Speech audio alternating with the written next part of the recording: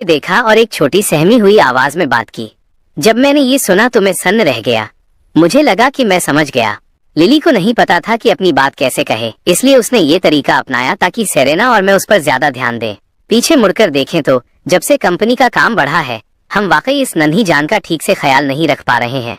हाल ही में सेरेना और मैं सुबह जल्दी निकल जाते हैं और रात को देर से घर आते हैं। हम उसे बस तभी देख पाते थे जब उसे स्कूल छोड़ने जाते या रात को उसे सुलाते वक्त। मैं गहरी सोच में डूब गया। अचानक मुझे लगा कि मैंने एक गलती की है, बहुत बड़ी गलती। कंपनी शुरू करने का मेरा असली मकसद सेरेना और लिली को एक बेहतर जिंदगी देना और उन्हें खुश करना था। लेकिन अब मैं काम में इतना दब गया था कि मैं अपने असली मकसद के बिल्कुल खिलाफ जा रहा था। सेरेना भी खुद को कसूरवार महसूस कर रही थी। उसने अपने होंठ काटे और मेरी तरफ देखा। मैंने ऊपर देखा और उसकी नजरों से नजरें मिलाईं। मैं शांत हो गया। मैंने लिली के नन्हे शरीर को अपने करीब खींच लिया। मम्मी और डैडी इस बार गलत थे और लिली तुम भी गलत थी। मम्मी और डैडी ने तुम्हारी फीलिंग्स को नजरअंदाज किया, लेकिन तुम्हें हमें बताने के लिए ऐसा गलत तरीका इस्तेमाल नहीं करना चाहिए था। मम्मी और डैडी अब तुमसे माफी मांग रहे हैं, लेकिन तुम्हें भी प्रोफेसर स्यू से और खुद से माफी मांगनी होगी। तुम समझ रही हो? तुम्हें अब कभी भी खाना छोड़ने की इजाजत नहीं है। मम्मी और डैडी भी तुम्हारे साथ ज्यादा समय बिताएंगे। मैं समझ गई। जेम्स रिवर्स के सीने में अपना चेहरा छिपाए हुए लिली ने धीरे से कहा और उनसे चिपक गई। सेरीना भी पास आई और छोटी बच्ची के सिर को सहलाने लगी। डैडी सिर्फ इसलिए ऐसा कह रहे हैं क्योंकि वो तुम्हें बिगाड़ते हैं, लेकिन लिली तुम्हें ये जानने की जरूरत है कि वजह चाहे जो भी हो, खाना न खाना हर हाल में गलत है। लिली अब ऐसा फिर कभी नहीं करेगी। मम्मी प्लीज अब मुझसे नाराज मत होइए। सेरीना की आवाज सुनकर छोटी लिली फिर से सुबकने लगी।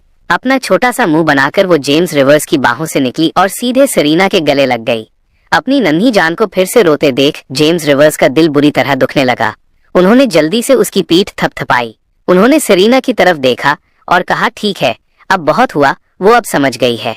घर लॉजिक की जगह नहीं है, ये प्यार की जगह है। बस उसे गले लगा लो और सब ठीक हो जाएगा। हाँ मम्मी, मुझे गले लगा लो अब और गुस्सा मत करो। लिली के जवाब ने सेरीना की आंखों में लगभग आंसू ला दिए। अपनी थोड़ी लाल आंखों के साथ उसने लिली को कसकर गले लगा लिया। वो 2 थप्पड़ जो उसने अभी उसे मारे थे, असल में उससे उसका अपना दिल टूट गया था। उन दोनों ने कुछ देर और लिली के साथ बिताया और फिर उसे प्रोफेसर स्यू को सौंप दिया। उन्होंने देखा कि उसने प्रोफेसर स्यू से माफी मांगी और उसे आराम करने के लिए लाउंज में ले जाया गया। जेम्स रिवर्स और सेरीना ने आखिरकार चैन की सांस ली। जब लिली सो गई तो कपल किंडरगार्टन से निकलकर वापस कंपनी की ओर चल दिए। जेम्स रिवर्स लगातार इस बारे में सोच रहे थे कि काम और परिवार के बीच बैलेंस कैसे बनाया जाए। सोच में डूबे हुए वो अचानक सेरीना की ओर मुड़े। हनी, क्या कुछ ही दिनों में लिली का बर्थडे नहीं आने वाला है? हाँ, सेरीना ने सिर हिलाया। 28 नवंबर को लिली का चौथा बर्थडे था, तो इस बार हमें लिली को एक अच्छा बर्थडे सेलिब्रेशन देना होगा, जेम्स रिवर्स ने फिर से सोचते हुए कहा। सेरीना ने धीरे से हूँ कहा, लेकिन उसका दिल थोड़ा भारी महसूस कर रहा था।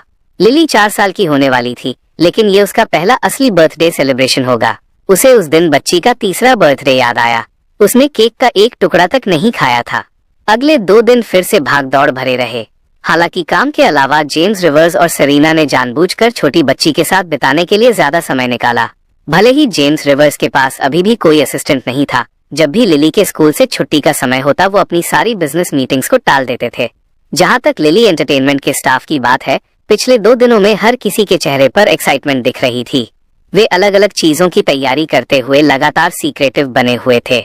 आखिरकार 28 नवंबर आ गया। सेरीना की फैन मीट और कॉन्सर्ट भी आज ही आयोजित किया जा रहा था। इस खास इवेंट में केवल 2000 लोग शामिल हो रहे थे। ये सभी लोग सेरीना के कट्टर फैंस थे। वे कुछ छोटे प्राइवेट ग्रुप्स का हिस्सा थे और यहाँ तक कि सेरीना खुद भी उनमें शामिल हुई थी। ग्रुप का नाम जेम्स और सेरीना की एक्सटेंडेड फैमिली रखा गया था। जब फैंस को पता चला कि सेरीना एक फैन मीट रख रही है और ये खास तौर पर उनके लिए है, तो ग्रुप्स में जैसे धमाका हो गया। हर किसी ने तुरंत अपने टिकट खरीद लिए। लेकिन जब हर कोई एक्साइटमेंट के साथ वेन्यू पर पहुंचा तो उन्हें एहसास हुआ कि इवेंट रात 8:30 बजे से पहले तय नहीं था। कुछ फैंस अपनी एक्साइटमेंट रोक नहीं पाए और ग्रुप्स में इस पर बहस करने लगे। इतनी देर क्यों हो रही है? आखिरकार ग्रुप लीडर लिटिल रेड ने मजबूती से फैंस को शांत कराया, तभी जाकर हंगामा कम हुआ। इस बीच लिली एंटरटेनमेंट ने रिवर सिटी ग्रैंड थिएटर को वेन्यू के तौर पर पहले ही किराए पर ले लिया था। सब कुछ तैयार था और इवेंट शुरू होने का इंतजार था। 28 नवंबर रात 8 बजे सभी फैंस अपने फैन गिफ्ट बैग्स मिलने के बाद अंदर चले गए। उनके सरप्राइज के लिए उन गिफ्ट बैग्स के अंदर सिर्फ सेरेना का एल्बम और ऑटोग्राफ नहीं था, वहां असल में एक साइन की हुई फैमिली पोर्ट्रेट भी थी। इसने फैंस को पूरी तरह से खुशी के आलम में डाल दिया। यह ट्रिप पूरी तरह से वसूल हो गई। न केवल हमें सेरेना को पर्सनली देखने का मौका मिला, बल्कि हमें ऑटोग्राफ का पूरा सेट भी मिल गया। ये कमाल का है। जब सभी फैंस अंदर आ गए तो थिएटर के दरवाजे अचानक जोर से बंद हो गए। पूरे वेन्यू में अंधेरा छा गया। जैसे ही फैंस कंफ्यूज होने लगे और अपने फोन की फ्लैशलाइट चालू करने लगे, अचानक हवा में म्यूजिक गूंजने लगा। ये एक खुशनुमा धुन थी जिसे उन्होंने पहले कभी नहीं सुना था। फिर एक छोटी सी साफ बच्ची की आवाज ने गाना शुरू किया। जैसे ही वो आवाज गूंजी, हर कोई जम गया। फिर उन्होंने अचानक अपने दिल थाम लिए। आवाज की दिशा में यकीन न होने वाली नजरों से देखते हुए फैंस को लगा जैसे वे सपना देख रहे हैं। ये गाने के साथ छोटी लिली की आवाज है। अंधेरे को चीरती हुई अचानक एक स्पॉटलाइट पड़ी। रोशनी के नीचे सफेद फूला हुआ ड्रेस पहने लिली खड़ी थी। उसकी छोटी स्कर्ट पर खिले हुए छोटे फूलों की सजावट थी। उसके बाल 2 छोटी जूड़ियों में तितली के आकार के नाजुक रिबन के साथ बंधे थे। वो एक ऐसी परी जैसी लग रही थी जो इंसानी दुनिया में भटक गई हो और सीधा फैंस की नजरों के सामने आ गई हो। उस पल में हर फैन का दिल उसकी क्यूटनेस से पिघल गया। ये तो सरासर नाइंसाफी है। वे सभी ऊपर जाकर उसे अपने घर ले जाना चाहते थे। लिली म्यूजिक की धुन पर अपना शरीर हिलाने लगी। एक और स्पॉटलाइट अचानक नीचे गिरी। शार्प सूट पहने जेम्स रिवर्स रोशनी के नीचे दिखाई दिए। जेम्स रिवर्स के मूव्स लिली के साथ पूरी तरह मैच कर रहे थे। वे दोनों एक साथ तालमेल में झूम रहे थे। वो खुशनुमा गाना उनके मुंह से निकलकर सबके कानों में जा रहा था। एक सेकंड बाद लिली एंटरटेनमेंट का हर कोई वहां आ गया। उनके चेहरों पर मुस्कान थी और वे धीरे धीरे चलते हुए एक साथ बर्थडे सॉन्ग गा रहे थे। उस पल फैंस ने भी नेचुरली बर्थडे सॉन्ग के साथ गाना शुरू कर दिया। 2000 से ज्यादा लोगों ने एक साथ गाया। पूरा वेन्यू एक ही धुन से भर गया। नन्ही लिली की बड़ी आंखें अब पूरी तरह से चांद की तरह मुड़ गई थीं। वो खुशी से अपना नन्हा सिर हिला रही थी और तालियां बजा रही थी, क्योंकि वो उन सभी अंकल और आंटी को देख रही थी जो अचानक वहां आ गए थे। ये उसका पहला बर्थडे था और ये उसकी जिंदगी का सबसे खुशनुमा पल था। जेम्स रिवर्स और सेरेना ने उसे हवा में ऊपर उठाया और अंत तक बर्थडे सॉन्ग गाते रहे। सारी लाइटें धीमी हो गईं। जेम्स रिवर्स की कोमल आवाज गूंजी, लिली एक विश मांगो और मोमबत्तियां बुझा दो। लिली ने अपनी आंखें बंद कर लीं और अपने नन्हे हाथों को अपने चेहरे के सामने जोड़ लिया। किसी को नहीं पता था कि उसने क्या मांगा, लेकिन उसके नन्हे चेहरे की मुस्कान और भी चमकने लगी। वो मुस्कान हर किसी की यादों में बस गई, खासकर जेम्स रिवर्स और सेरेना के लिए। उस पल उनके हाथ कांप रहे थे। वे इतने खुश थे कि उनके आंसू निकलना चाहते थे। सेरेना और मैं कभी अपना बर्थडे नहीं मना पाए क्योंकि हम अनाथ थे। न कोई पिता था और न कोई माँ, लेकिन अब अपनी बेटी लिली रिवर्स के लिए वे सफल हो गए थे। उन्होंने उसे खूबसूरत बचपन दिया था। इस समय जेम्स रिवर्स और सेरेना के दिल में लिली के मुस्कुराते चेहरे से ज्यादा कीमती कुछ भी नहीं था। जैसे ही नन्ही लिली ने एक ही सांस में केक के ऊपर लगी, चारों मोमबत्तियां बुझा दी। पूरा वेन्यू तालियों की गड़गड़ाहट से गूंज उठा। कमरे में लाइटें जल गईं।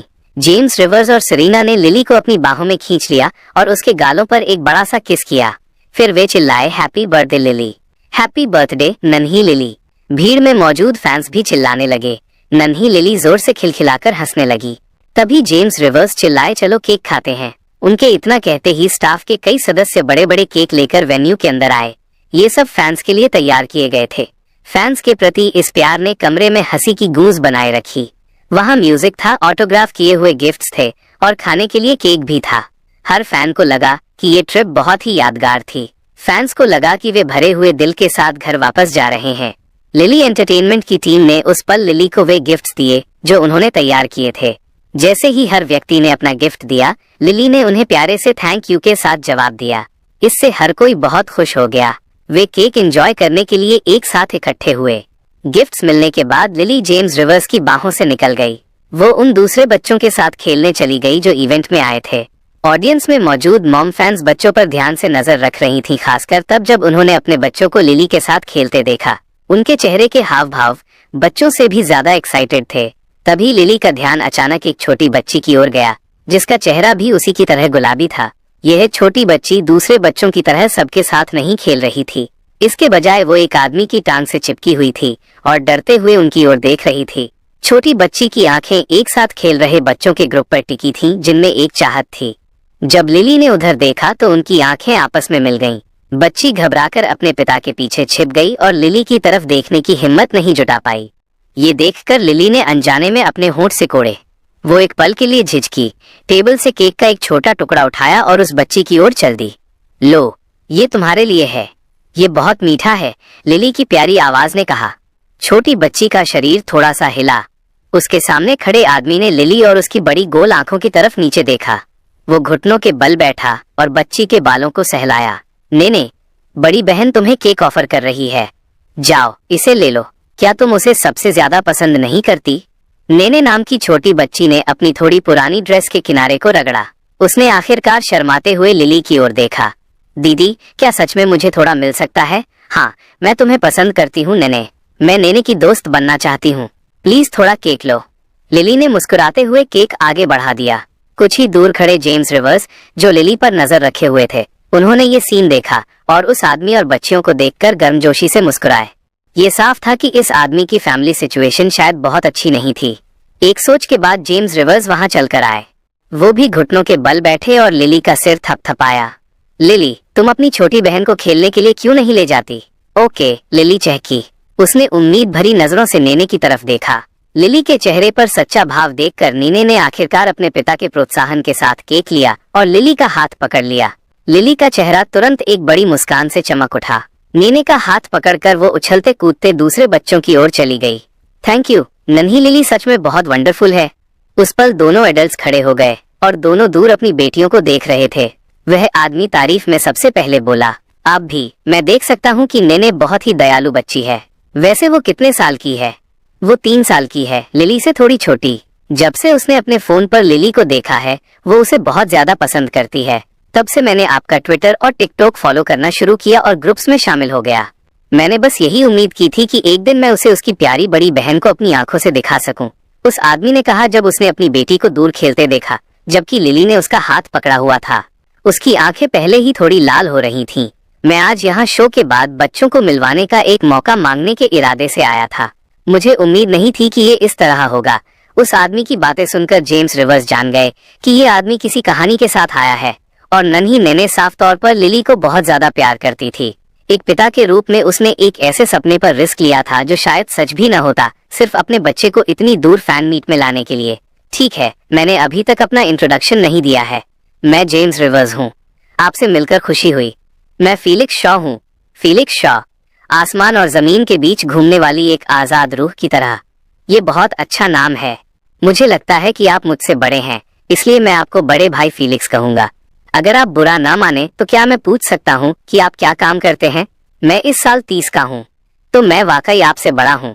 अभी मैं एक सिक्योरिटी गार्ड के रूप में काम कर रहा हूँ। एक सिक्योरिटी गार्ड? जेम्स रिवर्स ने फीलिक्स शॉ के मजबूत एथलेटिक शरीर को देखा और सिर हिलाया। ऐसा शरीर एक प्रोफेशनल बॉडीगार्ड बनने के लिए काफी था। हाँ, मैं एक वेटरन हूँ। डिस्चार्ज होने के बाद मैंने बिजनेस एडमिनिस्ट्रेशन की पढ़ाई की। बाद में मैंने एक मीडिया कंपनी ज्वाइन की, लेकिन बदकिस्मती से मैं उस तरह के माहौल के लिए नहीं बना हूँ। मैंने कुछ ऐसी चीजें देखी जो मुझे पसंद नहीं आई और मैंने बीच बचाव किया, इसलिए मुझे फायर कर दिया गया। फिर अपनी बेटी की खातिर मैंने सिक्योरिटी गार्ड की जॉब कर ली। भले ही वो फायर होने की बात कर रहे थे, फीलिक्स शॉ ने बहुत खुलकर बात की। उनके चेहरे के हाव भाव शांत थे और जब उन्होंने अपनी बेटी की ओर देखा तो उनकी आंखों में साफ तौर पर गर्मजोशी झलक रही थी। ये सुनकर जेम्स रिवर्स ने तुरंत कोई जवाब नहीं दिया। इसके बजाय उन्होंने भी उन 2 छोटी बच्चियों की ओर देखा। उन्होंने फिर से बोलने से पहले एक पल के लिए सोचा। बिजनेस एडमिनिस्ट्रेशन भाई फीलिक्स, क्या आप लिली एंटरटेनमेंट को एक मौका देने में इंटरेस्टेड होंगे? हमारे पास फिलहाल स्टाफ की कमी है और हम अपनी कंपनी की सिक्योरिटी डिटेल को हेड करने के लिए भी किसी को ढूंढ रहे हैं। मुझे अभी तक इस काम के लिए सही व्यक्ति नहीं मिल पाया है। मुझे नहीं लगता कि आपके पास कोई वेटरन दोस्त होंगे जिन्हें आप मुझे रिकमेंड कर सके। फीलिक्स शॉ एक पल के लिए हैरान रह गए। वो जेम्स रिवर्स की ओर देखने के लिए मुड़े। क्या आप सीरियस हैं? बेशक, हमारे पास वाकई लोगों की कमी है। मैं गेम खेलने वालों में से नहीं हूँ। ऐसा करते हैं, वहाँ उस खूबसूरत महिला को देख रहे हैं? वो हमारी HR डायरेक्टर हैं। अगर आप इंटरेस्टेड हैं तो आप उनसे बात कर सकते हैं और एक इंटरव्यू शेड्यूल कर सकते हैं। जेम्स रिवर्स ने नेचुरली सिर हिलाया। उन्होंने एंजेला की दिशा में इशारा किया और फीलिक्स से बात की। फीलिक्स शॉ ने जेम्स रिवर्स को गौर से देखा, फिर अपनी नजर एंजेला की ओर घुमाई। उन्होंने काफी देर तक सोचा। जब नन्ही लिली नेने का हाथ पकड़कर पास आई, तब जाकर उन्होंने आखिरकार कहा, ठीक है, मैं इसे एक मौका दूंगा। जहाँ तक सिक्योरिटी स्टाफ की बात है, मेरे कुछ वेटरन दोस्त हैं जिनसे मैं आपके लिए पूछ सकता हूँ। थैंक्स, जेम्स रिवर्स ने मुस्कुराहट के साथ कहा। फिर वो लिली और नेने की ओर चले और उन दो प्यारे बच्चों को अपनी एक एक बाह में उठा लिया। लिली, नेने, क्या तुम लड़कियों ने मजे किए? हाँ, उन दोनों नन्ही बच्चियों ने एक साथ चहकते हुए कहा। उनके चेहरे शानदार मुस्कान से चमक उठे। ये देखकर फीलिक्स शॉ अपनी आंखों को फिर से लाल होने से नहीं रोक पाए। वो लगभग भूल ही गए थे कि कितना समय बीत गया था जब नेने आखिरी बार दिल से इतनी सच्चाई के साथ हंसी थी। वो एक पल के लिए वहीं खड़े रहे, सोच में डूबे हुए, फिर मजबूती से एंजेला की ओर चल दिए। वो जेम्स रिवर्स को देखकर बता सकते थे कि लिली एंटरटेनमेंट निश्चित रूप से रहने के लिए एक अच्छी जगह होगी। जेम्स रिवर्स ने देखा कि फीलिक्स शॉ एंजेला के पास पहुंचे, उनसे कुछ बातें की और उनके हाथ से एक बिजनेस कार्ड लिया। तभी उन्होंने अपनी नजर हटाई। जहां तक बात फीलिक्स शॉ के इंटरव्यू पास करने की थी, तो वो जेम्स रिवर्स को तय नहीं करना था। जब बात एचआर के मामलों की आती थी, तो जेम्स रिवर्स कभी दखल नहीं देते थे। लिली एनिमेशन के साथ भी ऐसा ही था। भले ही ये तकनीकी रूप से लिली एंटरटेनमेंट के अंडर था, लेकिन जब से जेम्स रिवर्स ने चेन फोंग को स्क्रिप्ट और फंडिंग दी थी, उन्होंने कभी उनके काम में झांक कर नहीं देखा। उन्हें उनकी प्रोफेशनलिज्म पर भरोसा था। इस क्राफ्ट के लिए एक आउटसाइडर होने के नाते वो अपनी हद पार नहीं करना चाहते थे। थोड़े और सेलिब्रेशन के बाद इवेंट सफलतापूर्वक खत्म हो गया। लिली का बर्थडे फैंस की ढेर सारी दुआओं के साथ संपन्न हुआ। फैंस खुशी से झूमते हुए एक व्यवस्थित तरीके से वेन्यू से बाहर निकले। उनके लिए आज का दिन वाकई एक बहुत अच्छा अनुभव था। इंटरनेट पर जहां विभिन्न एंटरटेनमेंट कंपनियों के अधिकारियों द्वारा गहन जांच की जा रही थी, चीजें काफी शांत हो गई थीं। बुनियादी तौर पर कार्रवाई के इस दौर के बाद हर कंपनी की साख को गहरा धक्का लगा था। लगभग एक हफ्ते की शांति के बाद जनता का जोश पहले जैसा तीव्र नहीं रहा था। वे इसके बारे में बस संक्षिप्त चर्चा ही करते थे। जब भी वे किसी अन्य सेलिब्रिटी को मुसीबत में देखते, तो कुल मिलाकर इंडस्ट्री और ऑनलाइन दोनों ही जगहों पर हाइप धीरे धीरे ठंडा पड़ रहा था। यूजर्स धीरे धीरे अपने सामान्य रूटीन पर लौट रहे थे, लेकिन जैसे ही नेटिजन्स बोरियत की वजह से बिना किसी मकसद के वीडियो स्क्रॉल कर रहे थे, एक खास वीडियो अचानक उनके फीड में आ गया। टाइटल साफ तौर पर लिली की एक मॉम फैन द्वारा लिखा गया था, मेरी नन्ही लिली बहुत क्यूट है। नेटिजन्स जिन्होंने ये टाइटल देखा, वे सभी कंफ्यूजन से भर गए। क्या कुछ ऐसा हुआ था जिसके बारे में उन्हें पता नहीं था? इसलिए उन्होंने वीडियो पर क्लिक किया। लेकिन कुछ ही देर में जिस किसी ने भी वो वीडियो देखा, उसकी आंखें लाल हो गईं। भारी सांसें लेते हुए वे जेम्स रिवर्स और सेरीना के ट्विटर अकाउंट्स पर टूट पड़े और उन्हें खरी खोटी सुनाने लगे। बस यही है? आप यही करते हैं? आप इतना बड़ा कुछ करते हैं और हमें ये सब खत्म होने के बाद सिर्फ एक क्लिप दिखाते हैं? मुझे बहुत गुस्सा आ रहा है। आप साफ तौर पर हमें इंसान तक नहीं समझते। हमें कोई नोटिफिकेशन क्यों नहीं मिला? सारा प्यार खत्म हो गया, सब खत्म। चलो लड़कों, अब अपना बोरिया बिस्तर समेट लो। जिस पल मैंने वीडियो में लिली को देखा, मैं खुद पर काबू नहीं रख पाया। जब मैंने उन तीनों को पूरी तरह से तालमेल में झूमते देखा, तो मेरा दिमाग पूरी तरह सुन्न हो गया। जेम्स, तुमने मेरे प्यार के साथ गद्दारी की है। फ्रेंडशिप खत्म, अनफॉलो कर दिया। भाइयों, इन्हें अनफॉलो कर दो। मैं अनफॉलो कर रहा हूँ। रोने की आवाजें। तीनों की इस फैमिली को देखकर मैं एक गर्व महसूस करने वाली आंटी की तरह मुस्कुराए बिना नहीं रह पाई। लेकिन मेरा दिल बहुत जल रहा है। उन्हें वहां पर्सनली जाने का मौका क्यों मिला, जबकि मैं यहाँ बैठकर वीडियो देखकर लार टपका रही हूँ। एक फैन द्वारा पोस्ट किए गए एक अकेले वीडियो ने तुरंत हर नेटिजन को जलन से भर दिया। उनका मन कर रहा था कि वे अभी जेम्स रिवर्स के घर में घुस जाएं और उनसे पूछें कि आखिर उन्होंने उन्हें इन्फॉर्म क्यों नहीं किया था। लेकिन बात यही नहीं रुकी। बाद में वहाँ के और भी कई वीडियो लीक हो गए। उनमें तीनों की फैमिली के साथ गाते हुए क्लिप्स थे, बच्चों के गानों के मेडले थे। नन्ही लिली आंखें बंद करके विश मांग रही थी। लिली दूसरे बच्चों के साथ खेल रही थी। सबसे हैरान करने वाला वीडियो सेरीना और कई मॉम फैंस का था, जो पेरेंटिंग टिप्स शेयर कर रही थीं। न केवल वीडियो थे, बल्कि फैंस ने फैमिली के साइन किए हुए पोर्ट्रेट्स की फोटोज भी पोस्ट की। वहाँ फैंस की लिली को गोद में लिए हुए और एक साथ प्यारी तस्वीरें खींचने वाली फोटोज भी थीं। साथ ही इवेंट के हर तरह के छोटे छोटे गिफ्ट्स भी थे। फैन मीट खत्म हुए अभी आधा घंटा ही बीता था, लेकिन इंटरनेट पहले से ही इन वीडियो और फोटोज से पूरी तरह भर गया था। अनगिनत नेटिजन्स ने दिल के दर्द को बर्दाश्त किया, अपनी आंखें फाड़कर हर एक वीडियो को स्क्रॉल किया, खासकर तब जब उन्होंने फैंस को लिली के साथ करीब से बातचीत करते देखा। उनका मन कर रहा था कि वे उस फैन को एक तरफ धकेल दें और उनकी जगह ले लें। मैं अब और बर्दाश्त नहीं कर सकता भाइयों। इसके लिए जेम्स रिवर्स और सेरीना बिल्कुल घटिया इंसान हैं। जेम्स को मारने और लिली को चुराने के लिए मेरे साथ कौन शामिल होगा? खैर, उसने कहा, मुझे भी साथ समझो। जेम्स को मारो, लिली को चुराओ। एक समय के लिए इंटरनेट जैसे सामूहिक गुस्से की स्थिति में था। हर कोई यही नारा लगा रहा था। जेम्स रिवर्स की 3 लोगों की फैमिली की वजह से एक बार फिर शांत इंटरनेट पर भारी उथल पुथल मच गई। बस इस बार नेटिजन्स अपना सपोर्ट नहीं दिखा रहे थे, बल्कि वे अपनी कड़ी निंदा व्यक्त कर रहे थे। जवाब में जेम्स रिवर्स और सेरेना ने इन ऑनलाइन शिकायतों को देखा। लगभग तुरंत ही उन दोनों ने एक साथ अपनी गर्दनें सिकोड़ लीं, जैसे उन्हें महसूस हो रहा हो कि हर दिशा से उनकी तरफ खंजर आ रहे हैं। लेकिन हम कुछ नहीं कर सकते थे।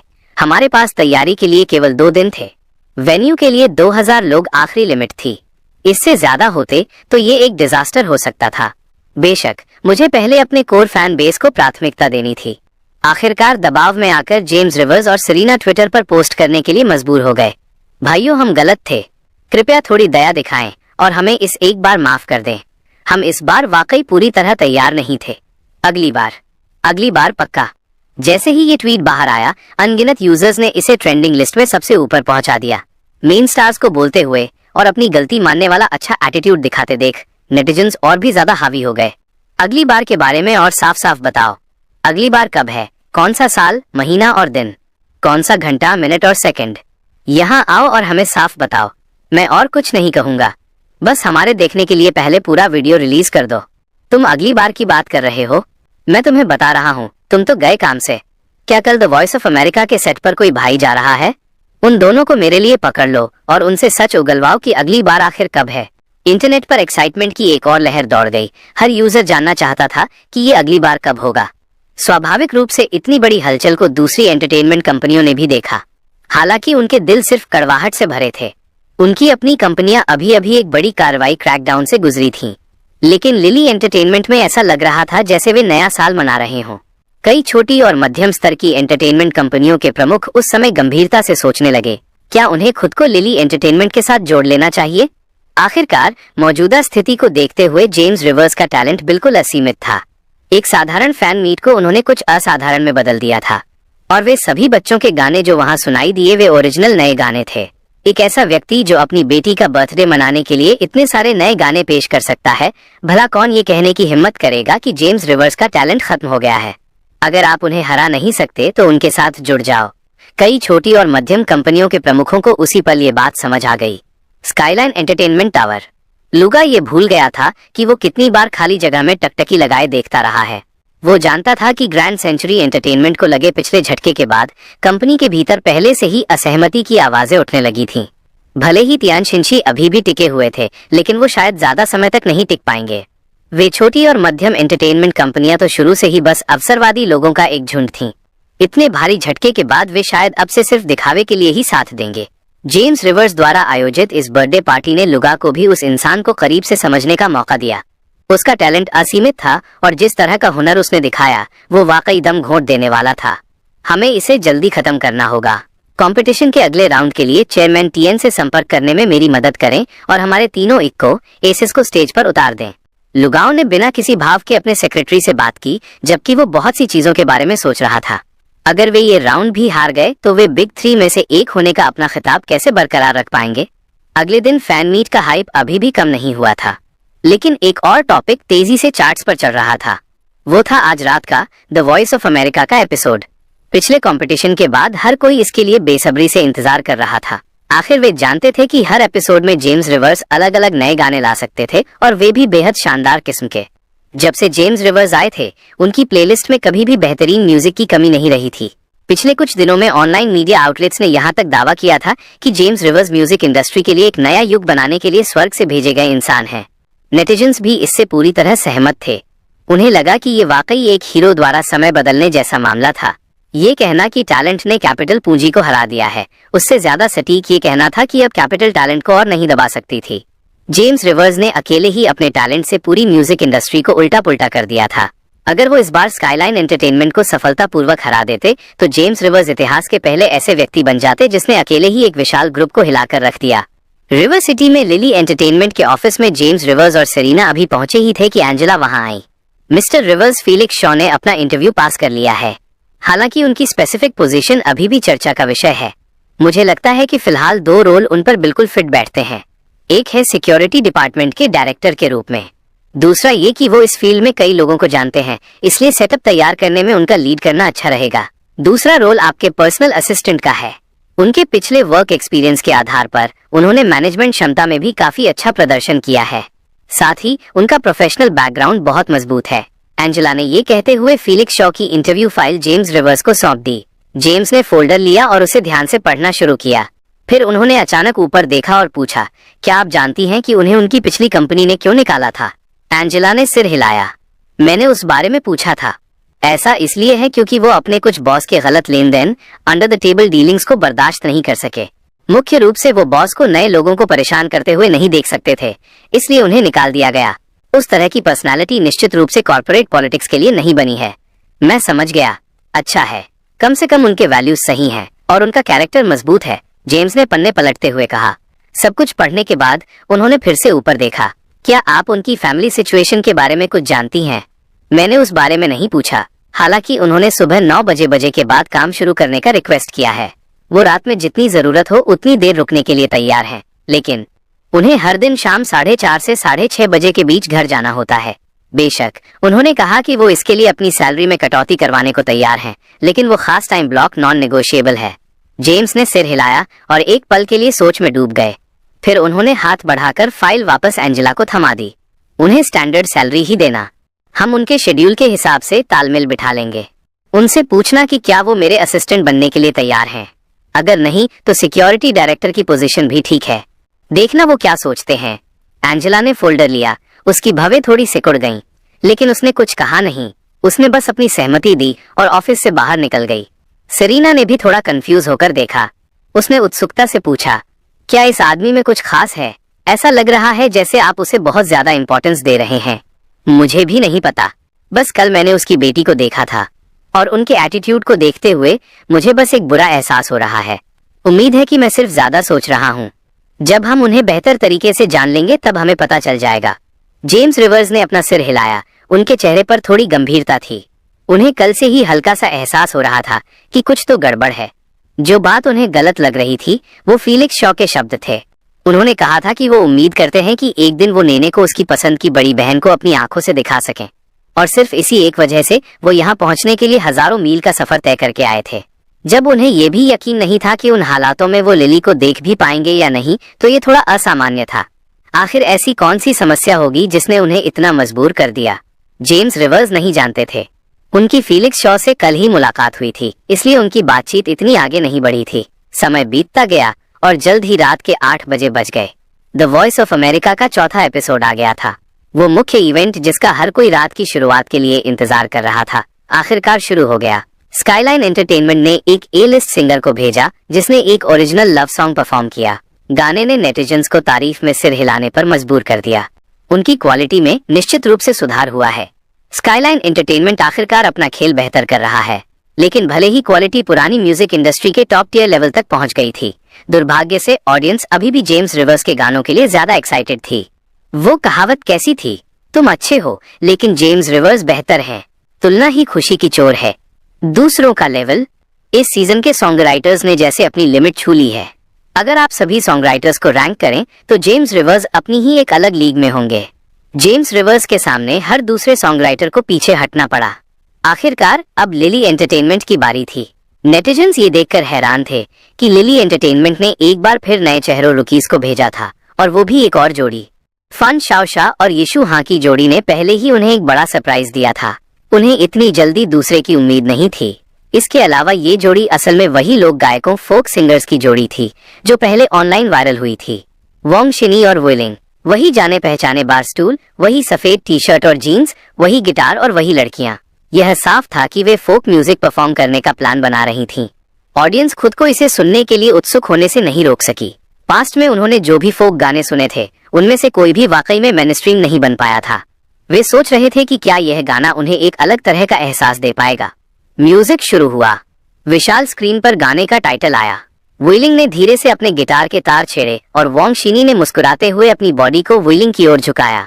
इस खूबसूरत नजारे ने ऑडियंस और नेटिजन्स के दिलों को नेचुरली शांत कर दिया। म्यूजिक प्योर था, सिंगर्स प्योर थे, सब कुछ बिल्कुल सही था। उन्होंने एक बार फिर बड़ी स्क्रीन पर देखा। गाना जेम्स रिवर्स द्वारा लिखा गया था। परफॉर्मर्स लैंडलॉर्ड्स कैट थे। स्क्रीन पर गाने का टाइटल भी फोक म्यूजिक के मिजाज से पूरी तरह मेल खा रहा था। Clouds and smoke turn to rain. Music और गिटार की धुन के साथ वोंग शिनी ने धीरे से गाना शुरू किया। उसकी आवाज बहुत प्योर थी और सीधे दिल को छू रही थी। जिस किसी ने भी इसे सुना उसे अपने दिल में एक शांति महसूस हुई। ऐसा लग रहा था जैसे इस गाने में कोई ऐसा जादू है जो उनकी रूह को शांत कर सकता है। यही फोक म्यूजिक का अनोखा आकर्षण है। फोक म्यूजिक 3 चीजों के बारे में होता है: प्यार, आदर्श और दूर दराज की जगहें। ये हर इंसान के दिल की गहराई में छिपी मूल इच्छाएं हैं। जिस किसी ने भी उस पल इस गाने को सुना उसे अपने वे सपने याद आ गए जिन्हें उसने कभी अपने दिल में छिपा कर रखा था। वे सपने शायद उस इंसान के बारे में हों जिसे उन्होंने कभी सबसे ज्यादा प्यार किया था, या उस इरादे के बारे में जिसे उन्होंने बहुत पहले छोड़ दिया था, या उन उम्मीदों के बारे में जो हकीकत की वजह से टूट गई थीं। वे सभी चीजें जो उनके पास कभी थीं और फिर खो गईं, अचानक वोंग शिनी के गाने से जाग उठीं। ये दोनों लड़कियां कितनी सौम्य हैं। सिर्फ लिली एंटरटेनमेंट ही ऐसी रिफ्रेशिंग जोड़ी को घर दे सकता था। मैं तुम्हें फिर से देखने के लिए बहुत तड़प रहा हूँ। भले ही बिछड़ने से पहले वो बस एक छोटी सी झलक ही क्यों ना हो। मेरी आंखों में आंसू आ रहे हैं। अपने आसपास के लोगों की कदर करें। ये दोनों लड़कियां उन बिल्लियों की तरह हैं जिन्हें मैंने खुद पाला हो।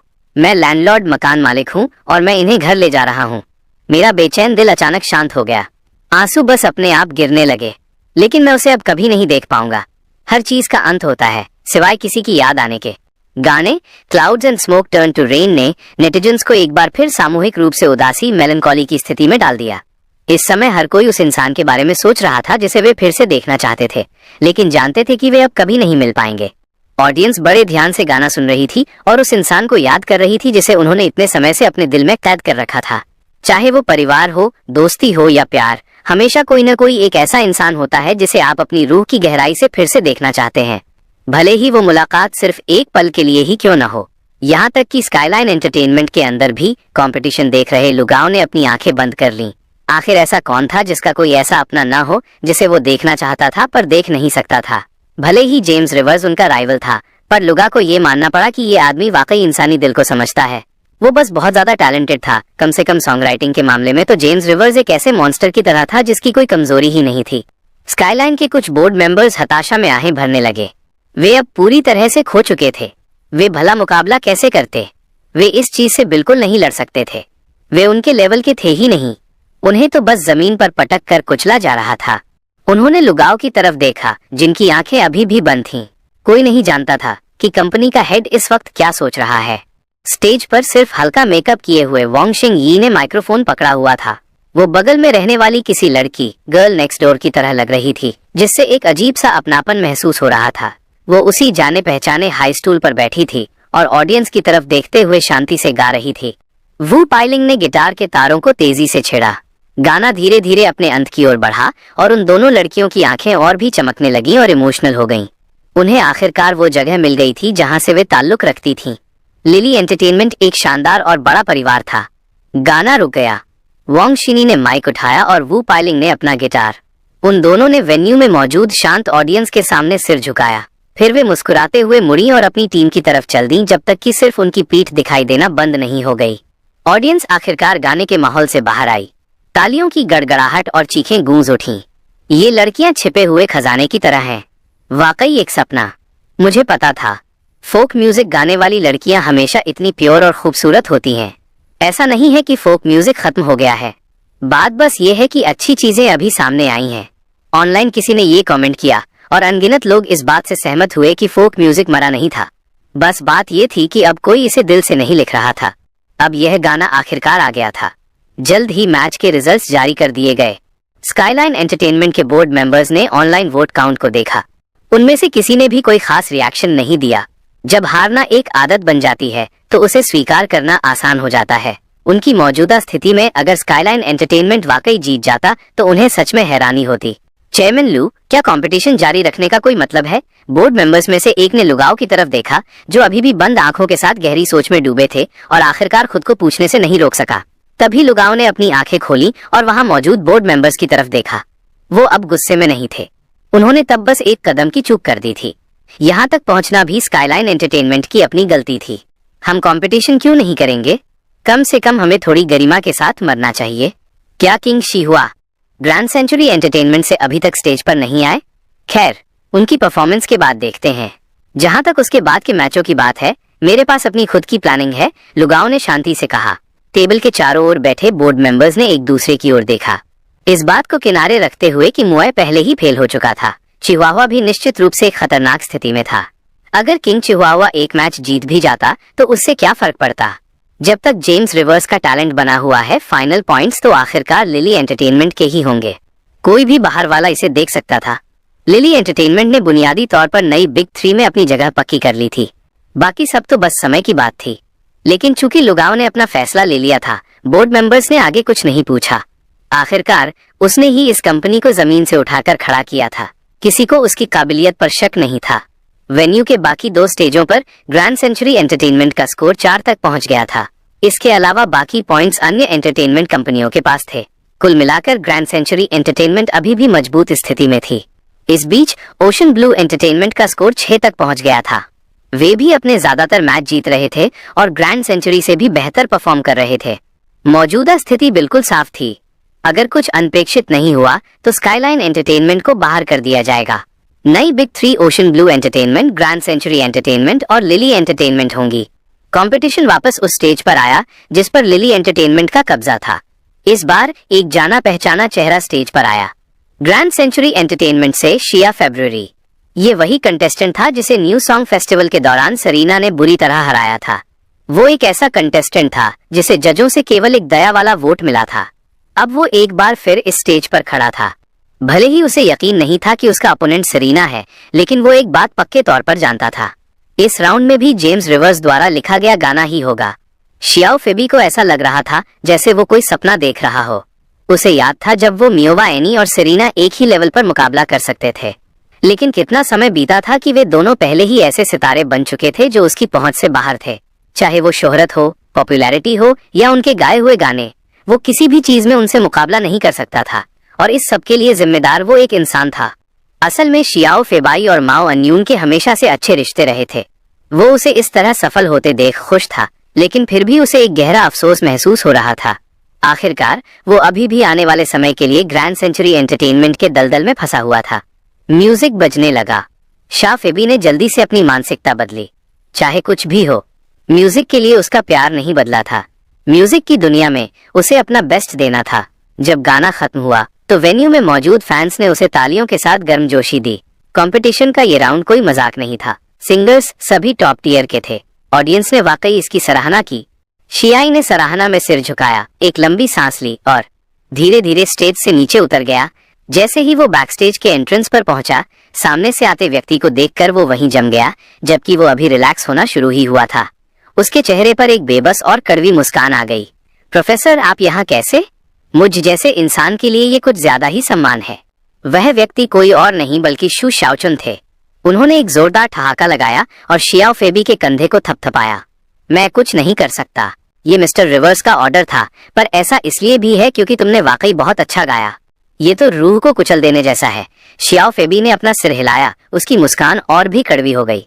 अंदर ही अंदर वो जेम्स रिवर्स को कोस रहा था। इसे कहते हैं मच्छर मारने के लिए तोप का इस्तेमाल करना। शू शाओचुन पहले से ही ज्यादातर ए लिस्ट सिंगर्स से कहीं ज्यादा फेमस थे। भले ही वे पिछले कुछ सालों से लाइमलाइट में ज्यादा नहीं रहे थे, लेकिन उनके पुराने हिट्स आज भी हर जगह थे। अब ऊपर से जेम्स रिवर्स का गाना शियाओ फेबी समझ नहीं पा रहा था कि इसे कैसे डिस्क्राइब करे। ये पूरी तरह से ओवरकिल था। शियाओ चेन अपना माइक्रोफोन थामे स्टेज पर कदम रख चुके थे। उम्मीद के मुताबिक पूरा वेन्यू चीखने चिल्लाने की लहरों से गूंज उठा। शियाओ फेबी ने स्टेज की तरफ चमकते हुए शियाओ चेन को मुड़कर देखा और अपना मन बना लिया। उसने अपने दांत भींचे और खुद से फुसफुसाया, भाड़ में जाए ये सब, मैं चाहे जो हो जाए, अब ये जहाज छोड़ रहा हूँ। ग्रैंड सेंचुरी एंटरटेनमेंट, मुझे माफ करो, यहाँ तो अब कुत्ता भी न रुके। शियाओ चेन की मौजूदगी ने शियाओ फेबी की हिम्मत पूरी तरह तोड़ दी थी। उसने पहले 2 दीवास के बीच का मुकाबला पर्सनली एक्सपीरियंस नहीं किया था, इसलिए उसने लिली एंटरटेनमेंट के उस भारी दबाव को महसूस नहीं किया था। लेकिन अब जब वो खुद शू शाओचुन का सामना कर रहा था तो उसे एहसास हुआ कि यह ऐसी लड़ाई है जिसे वो कभी नहीं जीत सकता। जीत की एक छोटी सी उम्मीद भी नहीं थी। इस एहसास ने उसके दिल में पहले से मौजूद शक के बीज को तुरंत जड़ पकड़ने और पनपने का मौका दे दिया। अगर वो म्यूजिक से प्यार करता है तो उसे हर हाल में ग्रैंड सेंचुरी एंटरटेनमेंट छोड़ना ही होगा। चाहे उसे भारी भरकम टर्मिनेशन फीस ही क्यों न भरनी पड़े, वो यहाँ से जाएगा। एक बार बाहर निकलने के बाद अगर लिली एंटरटेनमेंट उसे अपना ले तो बहुत अच्छा होगा। अगर नहीं तो वो अपने म्यूजिक करियर को जिंदा रखने के लिए कोई भी रास्ता ढूंढेगा। हालांकि उसे यकीन था कि लिली एंटरटेनमेंट उसे जरूर चाहेगी क्योंकि उनके विचार एक जैसे थे। सामने स्टेज पर ऑडियंस का लगातार शोर अभी भी गूंज रहा था। शियाओ फेबी ने ऊपर देखा जहां स्क्रीन पर गाने का टाइटल आया था, एक्टर। जैसे ही बैकिंग ट्रैक शुरू हुआ, ऑडियंस धीरे धीरे शांत हो गई। शियाओ चेन ने तुरंत गाने के इमोशन को पकड़ लिया। अनोखे लिरिक्स और उनकी सिग्नेचर आवाज के कॉम्बिनेशन ने ऐसा एहसास कराया जैसे ये गाना सिर्फ उन्हीं के लिए बनाया गया हो। शियाओ फेबी मंत्रमुग्ध होकर सुन रहा था। हैरानी की बात नहीं कि ये सभी लोग लिली एंटरटेनमेंट ज्वाइन करना चाहते थे। यही जवाब था। एक सिंगर चाहे कितना भी अच्छा क्यों ना हो, उसे वाकई चमकने के लिए एक ऐसे गाने की जरूरत होती है जो खास तौर पर उसके लिए बना हो। सिंगर और गाना हमेशा एक दूसरे के पूरक होते हैं। हर फेमस सिंगर का एक ऐसा क्लासिक गाना होता है जिसे कोई दूसरा पार नहीं कर सकता, और यही लिली एंटरटेनमेंट का जादू था। जेम्स रिवर्स हमेशा उन सभी के लिए एक परफेक्ट गाना बना सकते थे। गाना एक्टर ने उन नेटिजन्स के दिलों को तुरंत चकनाचूर कर दिया जो अभी clouds and smoke turn to rain से शांत हुए थे। वे तुरंत भावनाओं से ओतप्रोत हो गए। जिंदगी बस एक स्क्रिप्ट है और हम सब अपनी अपनी जिंदगी में बस एक्टर्स हैं। मैं सोच रहा हूँ कि ऐसे लिरिक्स लिखने के काबिल होने के लिए किसी को किस दौर से गुजरना पड़ता होगा। रुको, क्या तुम कह रहे हो कि सेरेना एक एक्ट्रेस है? हाँ, बकवास बंद करो। मेरा साफ मतलब था कि पुराने श्वे आखिर किस दौर से गुजरे कि जेम्स रिवर्स ने उनके लिए ऐसा गाना लिखा। पता चला है कि पुराना ही हमेशा चोट खाता है। असल में समय के साथ हम में से हर कोई एक एक्टर बन गया है जो अलग अलग मुखौटों के पीछे अपनी जिंदगी जी रहा है। मैं अपने ऊपर वाले बंदे को सैल्यूट करता हूँ। गाना परत दर परत बनता गया। लिरिक्स की हर लाइन दिल में गहराई तक उतर रही थी। इसने ऑडियंस के इमोशंस को रॉक बॉटम तक खींच लिया, फिर उन्हें वापस ऊपर उठाया और फिर से कुचल दिया। शियाओ चेन पूरी तरह से एक्टर में डूबे हुए थे। जेम्स रिवर्स का ये गाना वाकई सिर्फ उनके लिए बना था, ठीक वैसे ही जैसे लू रोइंग्स के लिए बाद में बना था। उन्हें गाना मिलते ही ये बात पता चल गई थी कि लिली एंटरटेनमेंट ज्वाइन करना उनकी जिंदगी का सबसे अच्छा फैसला था। गाना अपने क्लाइमैक्स पर पहुंचा। शू शाओचुन ने माइक पर अपनी पकड़ ढीली की और फिर उसे कस लिया। उनकी अनूठी आवाज एक बार फिर गूंजी। ये पूरी तरह से लेवल 1 का वाइप आउट है। बैकस्टेज शियाओ फेबी एक कड़वी मुस्कान के साथ अपना सिर हिलाता रहा। अपने डेब्यू के बाद से उसने 2 बार ऐसा महसूस किया था। एक बार सेरेना की करेज की परफॉर्मेंस और दूसरी आज शू शाओचुन का एक्टर। वो खुशकिस्मत था कि उसने दोनों बार पहले परफॉर्म किया था। वो सोच भी नहीं सकता था कि अगर वे पहले जाते तो वो उनके बाद कैसे परफॉर्म करता। उसका कॉन्फिडेंस पूरी तरह चकनाचूर हो गया होता। आखिरकार पिछली एक्ट की बराबरी न कर पाना बेहद शर्मनाक होता है। स्टेज पर शू शाओचुन ने अपना गाना खत्म किया। उन्होंने भीड़ की तरफ हाथ हिलाया और बाहर चले गए। बैकस्टेज शियाओ फेबी ने शू शाओचुन को पास आते देखा। वो 1 सेकंड के लिए जम गया, फिर सोचा और आगे बढ़ा। प्रोफेसर शू, क्या लिली एंटरटेनमेंट अभी भी हायरिंग कर रहा है? ये सुनकर शू शाओचुन ने उन्हें एक हैरान कर देने वाली नजर दी, फिर जल्दी से एक समझदारी भरी मुस्कान दी। शायद, लेकिन तुम्हें मिस्टर रिवर्स से बात करनी होगी। मुझे तुमसे काफी उम्मीदें हैं नौजवान। शियाओ चेन शियाओ फेबी के इरादों को भांप गए थे। उन्होंने मुस्कुराते हुए उसके कंधे को थपथपाया। इस 20 कुछ साल के बच्चे को आखिरकार समझ आ गई थी। मिस्टर रिवर्स, मैं समझ गया। Thank you professor shoe. Xiao फेबी 1 second के लिए हिचकिचाया, फिर उसे एहसास हुआ कि जिस मिस्टर रिवर्स का जिक्र शू शाओचुन ने किया वो जेम्स रिवर्स ही थे। जेम्स रिवर्स के बारे में उसकी धारणा अभी भी उन्हें एक युवा टैलेंटेड उभरते हुए कलाकार के रूप में देखने तक सीमित थी। अब अचानक उसे समझ आया, है ना? वो आदमी एक बिग 3 कंपनी का बॉस बनने वाला था। वो इमोशनल हुए बिना नहीं रह सका। वे एक ही उम्र के थे। अंतर इतना बड़ा कैसे हो सकता था? अगर जेम्स रिवर्स को पता होता कि वो क्या सोच रहा है तो उनके पास कहने के लिए निश्चित रूप से कुछ होता। आखिर तुम एक चलते फिरते चीट कोड से अपनी तुलना क्यों कर रहे हो? ये तो खुद मुसीबत मोल लेने वाली बात है। फेबी, तुम यहाँ सुध बुध खोकर क्यों खड़े हो? जैसे ही शियाओ फेबी अपनी सोच में डूबे हुए थे, तभी एक और आवाज उनके कानों तक पहुंची। उन्होंने ऊपर देखा और एक बार फिर वहीं जम गए। चिहुआ, अब तुम्हारी बारी है। सही कहा, मैं ये देखने आया हूँ कि नई पीढ़ी कितनी ताकतवर हो गई है, चिहुआ ने मुस्कुराहट के साथ कहा। फिर उन्होंने लिली एंटरटेनमेंट के कमरे की ओर देखा और भावनाओं के साथ आह भरी। मैंने कभी नहीं सोचा था कि वो दिन आएगा जब मुझे जूनियर्स के खिलाफ मुकाबला करने के लिए वापस बुलाया जाएगा। सच कहूँ तो अगर मैं जीतता हूँ तो ये उम्मीद के मुताबिक होगा, लेकिन अगर मैं हार गया तो मैं मजाक का पात्र बन जाऊंगा। शिया ने कोई जवाब नहीं दिया, मुख्य रूप से इसलिए क्योंकि वो नहीं जानते थे कि क्या कहें। उनका दिल तेजी से धड़क रहा था। चिहुआ आज के दौर के किंग थे। उनका टैलेंट निर्विवाद रूप से मजबूत था, लेकिन किसी वजह से उन्हें एक गहरा एहसास हो रहा था कि जेम्स रिवर्स हारेंगे नहीं। ठीक है, मैं अब चल रहा हूँ, चिहुआ ने शिया के मन के संघर्ष को भांप लिया, लेकिन उन्होंने इस पर ज्यादा ध्यान नहीं दिया। आखिरकार वो खुद जानते थे कि जेम्स रिवर्स 1000 साल में एक बार पैदा होने वाले कुदरत के करिश्मे, फ्रीक ऑफ नेचर की तरह थे। कोई नहीं जानता था कि इस बार जेम्स रिवर्स ने अपनी आस्तीन में कौन सी चाल छिपा रखी है। जैसे ही चिहुआ स्टेज पर आए, पूरा वेन्यू चीखों से गूंज उठा। 10,000 से ज्यादा लोग उन्हें चीयर करने के लिए खड़े हो गए। ये जमीन हिला देने के लिए काफी था। दीवा मुइवे के बाद यह दूसरे हैवीवेट कंटेस्टेंट थे। इसका मतलब था कि यह मुकाबला इतिहास के पन्नों में दर्ज होने वाला था। इस राउंड में चिहुआ ने साइज ऑफ साउंड नाम का एक क्लासिक कैंटोनीज गाना परफॉर्म किया। उनके अनोखे स्वर के साथ जुड़ी उस क्लासिक धुन ने तुरंत ऑडियंस में मौजूद हर किसी के कानों को जीत लिया। एक किंग आखिर किंग ही होता है, उन्हें प्यार न करना नामुमकिन था। बैकस्टेज जेम्स रिवर्स कंपटीशन देख रहे थे। जब उन्होंने चिहुआ को स्टेज पर जाते देखा तो वो मुस्कुराने लगे। आखिरकार, मैं बहुत समय से इसका इंतजार कर रहा था। जेम्स रिवर्स जानते थे कि इस राउंड के बाद म्यूजिक इंडस्ट्री में लिली एंटरटेनमेंट का कोई और राइवल नहीं बचेगा। चिहुआ की मौजूदगी ने हर एंटरटेनमेंट कंपनी को यह संकेत दे दिया था कि ये मैच पूरी इंडस्ट्री की भविष्य की दिशा तय करेगा। अगर पहले मुइवे की हार लिली एंटरटेनमेंट के शक्तिशाली उदय को दिखाती थी, तो इस मैच का नतीजा पदानुक्रम हायरार्की में लिली एंटरटेनमेंट की जगह पक्की कर देगा। एक क्लासिक कैंटोनीज गाना, ये आखिरी चुनौती थी जो चिहुआ जेम्स रिवर्स के सामने ला रहे थे, और ये सबसे कठिन भी थी। बिल्कुल लेटर गाने की तरह एक क्लासिक हमेशा क्लासिक रहता है, क्योंकि वो समय बीतने के बाद भी प्रासंगिक रहता है। इसके और बाकी गानों के बीच सबसे बड़ा अंतर यह है कि दूसरे गाने बस कुछ समय का ट्रेंड होते हैं, उनमें टिके रहने वाली रूह नहीं होती। अपना गाना खत्म करने के बाद चिहुआ उस स्टेज पर खड़े थे जहां वो बहुत समय बाद आए थे। ऑडियंस की तरफ देखते हुए उन्हें धुंधली सी अपने जवानी के दिनों की झलक दिखाई दी, खासकर आज जब वो एक चैलेंजर की भूमिका निभा रहे थे। इसने उन पुरानी भावनाओं को वापस जगा दिया। समय किसी का इंतजार नहीं करता, नई पीढ़ी हमेशा पुरानी से आगे निकल जाती है, ठीक उसी गाने की तरह जो उन्होंने अभी गाया था। केवल साइज ऑफ साउंड, आवाज की आह शेष रह गई थी। नीचे मौजूद भीड़ पागल हो गई थी। वे चिल्ला चिल्लाकर चिहुआ का नाम ले रहे थे और कई लोगों की आंखों में आंसू आ गए थे। जब से मुइवे, चिहुआ और बाकी लोगों ने अपने अलग अलग करियर पर ध्यान देना शुरू किया था, ऑडियंस ने लंबे समय के बाद इस तरह के म्यूजिक का आनंद लिया था। भले ही जेम्स रिवर्स बाद में आए थे, लेकिन जो इमोशनल प्रभाव, रेजोनेंस वो लेकर आए, वो इन दिग्गजों द्वारा जगाई गई यादों, नॉस्टैल्जिया से अलग था। इंसान पुरानी यादों से जुड़ा रहने वाला जीव है। इन सितारों की मौजूदगी ने उनकी उस चाहत को पूरा कर दिया। द वॉइस ऑफ अमेरिका के इस सीजन ने उनकी सभी उम्मीदों को पार कर दिया था। म्यूजिक रुक गया। भीड़ के कान फाड़ देने वाले शोर के बीच चिहुआ अनिच्छा से स्टेज से नीचे उतरे।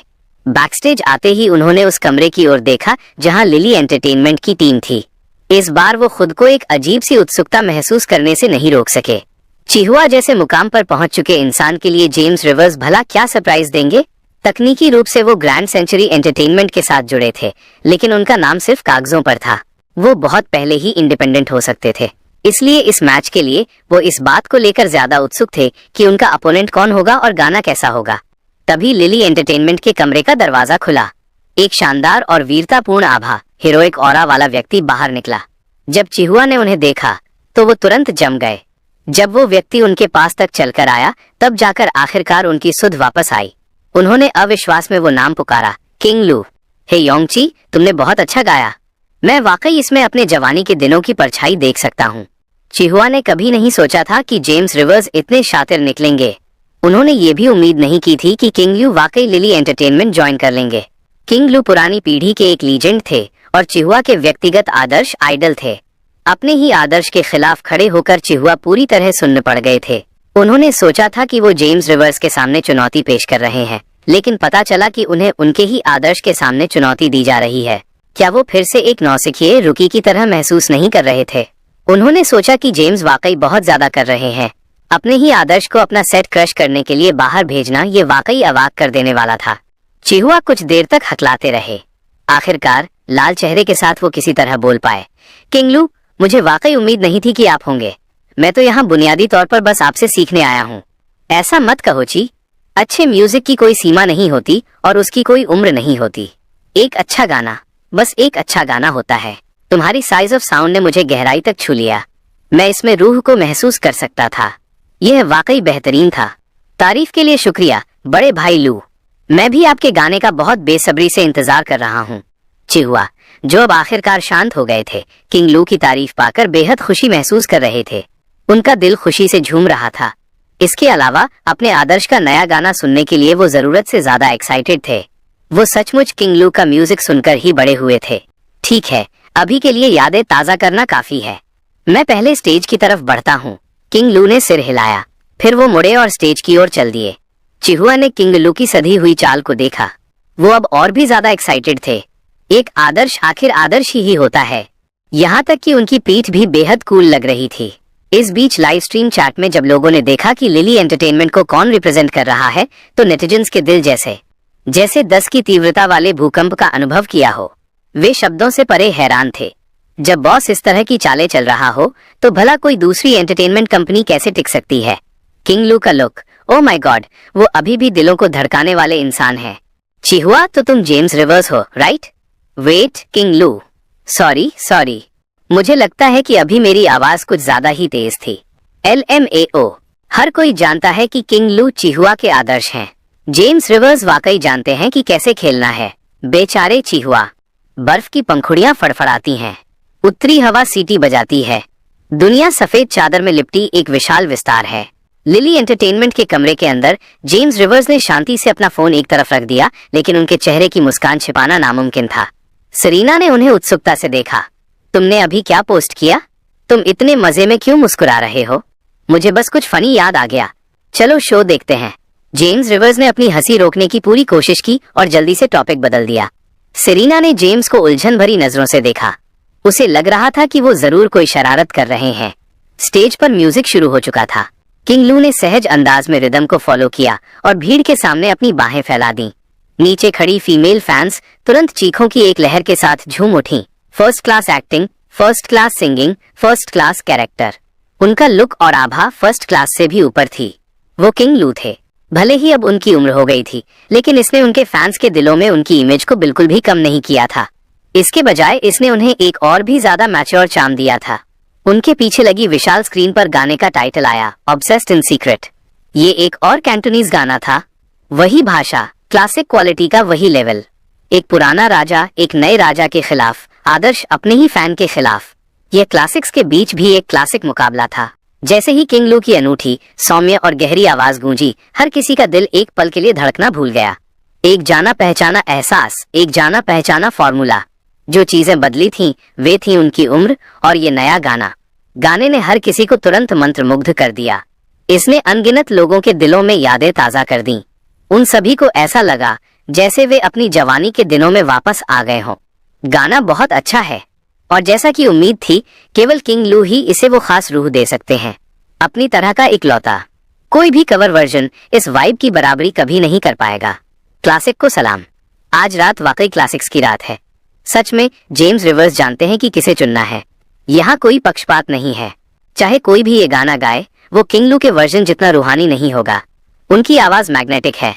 वो इतने इमोशन के साथ गाते हैं, रोमांटिक और वार्म, फिर भी उसमें उदासी का एक स्पर्श है। इसने सीधे मेरी रूह से बात की। नेटिजन्स पुरानी यादों में खो रहे थे। यहाँ तक कि बैकस्टेज खड़े चिहुआ भी स्टेज पर किंग लू को देखकर पूरी तरह मंत्रमुग्ध थे।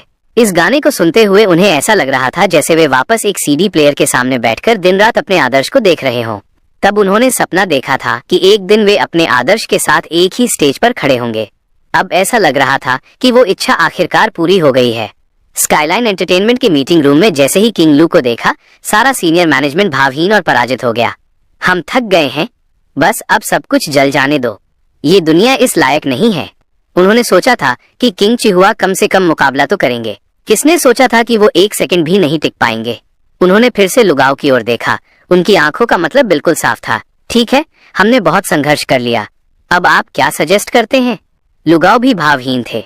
उन्होंने सबकी नजरों को इग्नोर किया और बड़ी स्क्रीन पर उस शानदार शख्सियत को देखते रहे। वो एक और क्लासिक कैंटोनीज गाना गा रहे थे, ऑब्सेस्ड इन सीक्रेट। यह वाकई मंत्रमुग्ध कर देने वाला था। मीटिंग खत्म। लुगाव की ठंडी आवाज गूंजी। वहां मौजूद बोर्ड मेंबर्स चौंक गए। उन्हें लगा कि शायद उन्होंने गलत सुना है। मीटिंग खत्म? क्या वो इतनी आसानी से हार मान रहे थे? वे सब कंफ्यूजन में एक दूसरे को देखने लगे। लेकिन ये देखकर कि लुगाव टस से मस नहीं हुए, आखिरकार वे अपने डॉक्यूमेंट समेटकर एक एक करके चले गए। लुगाव की आंखों में एक ठंडी चमक थी। ये बताना नामुमकिन था कि वो क्या सोच रहे हैं। एक पल बाद उन्होंने अपना फोन निकाला और एक नंबर डायल किया। संदेश पहुंचा दो, उससे कहो कि तैयार रहे। हम बिग 3 का खिताब नहीं खो सकते। दूसरी तरफ से एक आवाज ने जवाब दिया। थोड़ी देर बाद लुगाव ने फोन नीचे रखा और शो देखना जारी रखा। अब वो केवल दूसरे ऑप्शन के साथ जा सकते थे। चूंकि वे लिली एंटरटेनमेंट को छू भी नहीं सकते थे, इसलिए उन्हें कोई दूसरा रास्ता ढूंढना था। जहां तक बात रही कि उन्होंने दूसरे बोर्ड मेंबर्स को क्यों नहीं बताया, तो वो इसलिए क्योंकि उन्हें लगता था कि वे सब बेकार हैं। अगर उन्होंने जेम्स रिवर्स को तभी कुचल दिया होता जब उसने शुरुआत की थी और अपना टैलेंट दिखाया था, तो आज ये सारी समस्याएं नहीं होती। इसके अलावा दूसरे ऑप्शन के बारे में जितने कम लोग जाने उतना अच्छा है। वेन्यू पर किंग ल्यू अभी भी गा रहे थे। पूरी ऑडियंस अब अपने पैरों पर खड़ी थी। वे अपनी पूरी ताकत से अपनी लाइट स्टिक्स लहरा रहे थे। लाइट स्टिक्स की रिदम गाने के साथ पूरी तरह मैच कर रही थी। सुनते हुए ऐसा लग रहा था जैसे किंग ल्यू के जवानी के दिनों का कोई सीन उनके सामने आ गया हो। उनकी हर फिल्म जिसमें उन्होंने एक्टिंग की थी, हर गाना जो उन्होंने गाया था, वे सारी तस्वीरें उनके दिमाग में घूम रही थीं। वाकई एक क्लासिक आवाज। ये मंत्रमुग्ध कर देने वाली थी, यादों से भरी हुई थी। जब तक किंग ल्यू गाने के इस हिस्से तक पहुंचे, कई लोग अपना चेहरा छिपाकर रोने लगे। ये उनकी जवानी थी। उस समय म्यूजिक ऐसा ही होता था। इसने लोगों को अपनी पूरी ताकत से साथ मिलकर गाने पर मजबूर कर दिया। यही महान संगीत की पहचान है। चाहे आप खुश हों या दुखी, आप इसमें खोए बिना नहीं रह सकते। जब आप खुश होते हैं तो आप धुन सुनते हैं, जब आप दुखी होते हैं तो आप लिरिक्स सुनते हैं। यह एक इंसान की बीती हुई कहानियों को संगीत में पिरो सकता है, जिससे वे गहराई तक प्रभावित हो जाते हैं। अभी इंटरनेट पर किंग ल्यू और इस गाने से जुड़े टॉपिक्स पहले ही वायरल हो चुके थे। गाना अभी खत्म भी नहीं हुआ था, लेकिन ट्रेंडिंग स्पॉट्स पहले से ही लॉक हो चुके थे। जैसा कि किंग ल्यू से उम्मीद थी, जिस पल वो अपना मुंह खोलते हैं, हर कोई ऑब्सेस्ड इन सीक्रेट हो जाता है। क्लासिक कैंटोनीज सॉन्ग किंग की वापसी। ऑब्सेस्ड इन सीक्रेट ने मुझे रुला दिया। किंग ल्यू अपने पीक पर हैं। यहाँ तक कि मैं अपने पीक पर भी उस करिश्मे के सामने झुक जाता। जब मैं डायपर में था तब पहली बार किंग को देखा था। अब किंग को फिर से देख रहा हूँ जब मुझे प्रोस्टेट की समस्या है। राजा अभी भी राजा है, लेकिन मैं अब वो इंसान नहीं रहा जो पहले हुआ करता था। स्टेज पर गाना खत्म हो चुका था। इस पल सिर्फ ऑडियंस की आंखें ही नम नहीं थीं, यहाँ तक कि खुद किंग ल्यू की आंखों में भी आंसू छलक आए थे। राजा बूढ़ा हो गया था, लेकिन उसका दिल नहीं। आज ऑब्सेस्ड इन सीक्रेट गाते हुए उन्हें ऐसा लगा जैसे उन्होंने सालों पहले वाला अपना जुनूनी वर्जन वापस पा लिया है। हालांकि बहुत से लोगों ने बहुत पहले ही कह दिया था कि किंग एल्यू को कुछ करने की जरूरत भी नहीं है, सिर्फ स्टेज पर खड़े होने से ही लोग एक्साइटेड हो जाएंगे।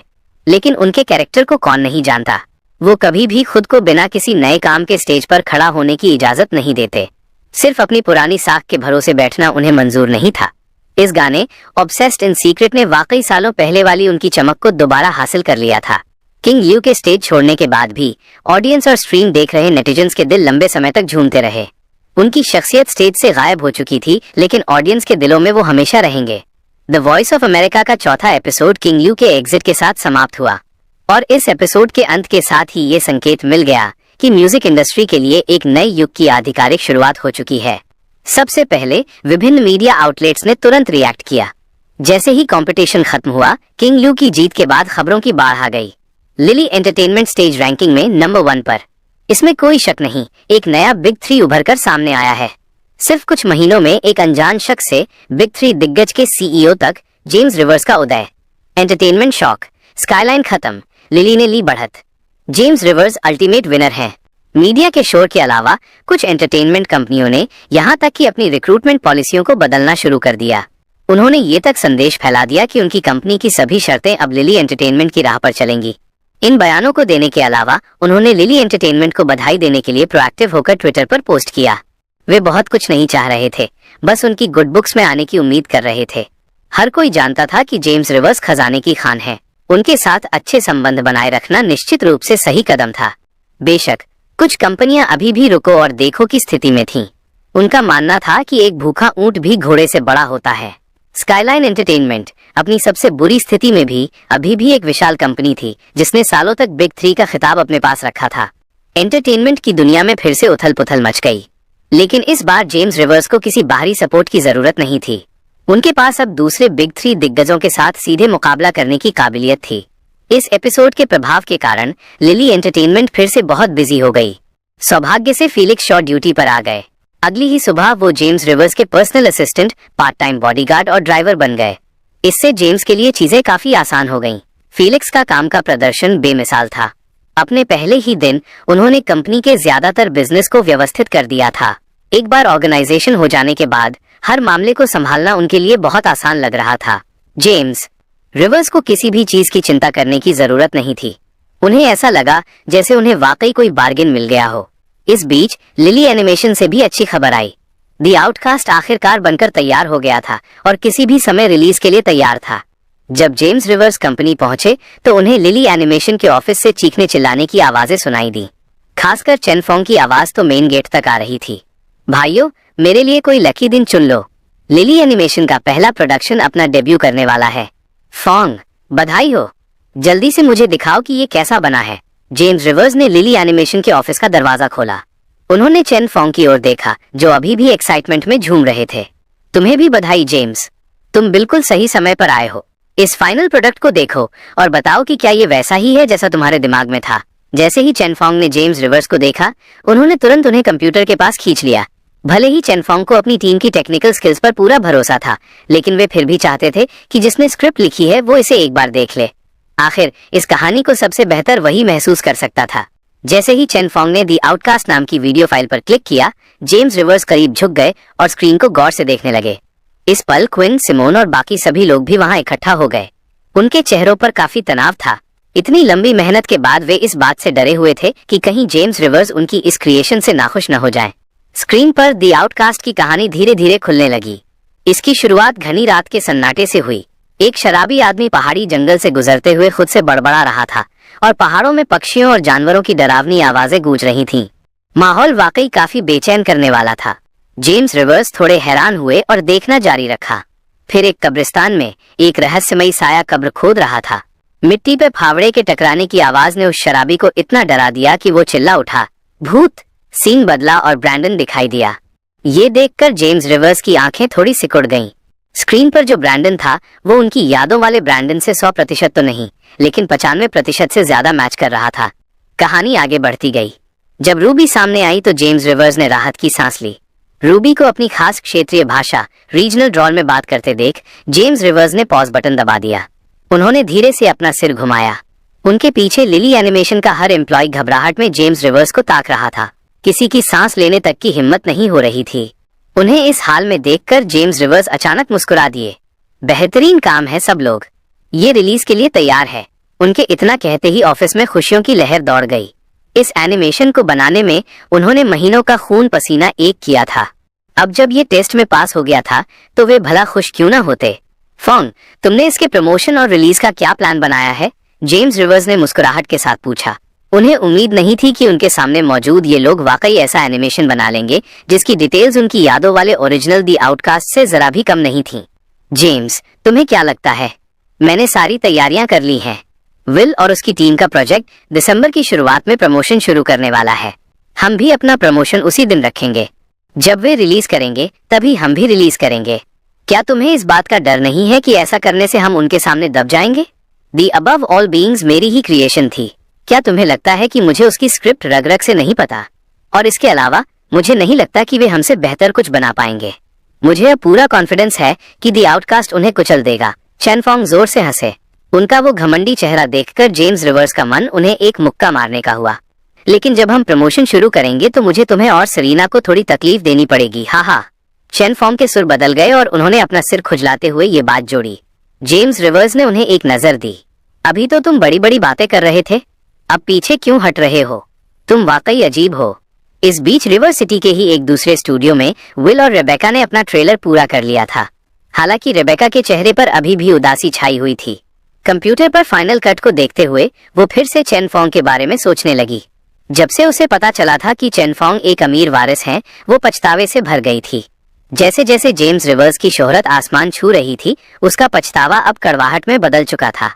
उसने शुरू में सोचा था कि चेन फोंग का फैमिली बैकग्राउंड विल जैसा ही होगा। आखिर जब चेन फोंग उसे डेट कर रहे थे तो उन्होंने कभी ऐसा दिखावा नहीं किया कि उनके पास पैसा है। वो हमेशा एक सादा जीवन जीते थे और किसी साधारण इंसान की तरह दिखते थे। ऐसे में वो विल को क्यों न चुनती जो देखने में ज्यादा अच्छा था। ऊपर से जेम्स रिवर्स तब इतने फेमस नहीं थे जितने अब हैं और वो घरेलू हिंसा के उस स्कैंडल में भी फंसे हुए थे। जब उसने देखा कि जेम्स रिवर्स चेन फोंग के बेस्ट फ्रेंड हैं तो उसे लगा कि वो सिर्फ चेन फोंग को नीचे ही गिराएंगे। उस समय के हालातों ने उसे चेन फोंग के दोस्त पर से भी सारा भरोसा उठाने पर मजबूर कर दिया था। एक गलत कदम और सब कुछ बदल गया। ये ख्याल जब भी रेबेका के दिमाग में आता वो पछतावे से भर जाती। उसे चेन फोंग से भी नफरत महसूस होती थी। एक अमीर लड़का भला किसी सच्चे आशिक की तरह नाटक क्यों करेगा? पछतावा अब बेकार था, नुकसान हो चुका था। रेबेका ने स्क्रीन पर ट्रेलर को देखा और पूछा, विल, ट्रेलर कल आ रहा है? क्या सारे विज्ञापन और सब कुछ सही जगह पर हैं? और क्या हम प्रमोशन के लिए किसी सेलिब्रिटी को ला पाए? सब तैयार है बेकी, फिक्र मत करो। ये एनिमेशन सुपरहिट होने वाला है और मैंने प्रोमो के लिए एनिमेशन की दुनिया के कुछ सबसे मशहूर इन्फ्लुएंसर्स को हायर किया है, विल ने कॉन्फिडेंस के साथ कहा। लेकिन चेन फोंग की तरफ का क्या? मत भूलो कि जेम्स रिवर्स ने तब क्या कहा था, और उनकी मौजूदा शोहरत को देखते हुए उनका प्रमोशन हमारे मुकाबले कहीं ज्यादा असरदार होगा। रेबेका के चेहरे पर अभी भी कड़वाहट थी। उसे उस दिन की जेम्स रिवर्स की वो चुभने वाली आवाज याद आ रही थी। आखिर उनके उस मुझे थोड़ा बहुत पता है कहने का क्या मतलब था? जानते हो या नहीं, उनका वो मुझे थोड़ा बहुत पता है कहना वाकई दिमाग खराब करने वाला था।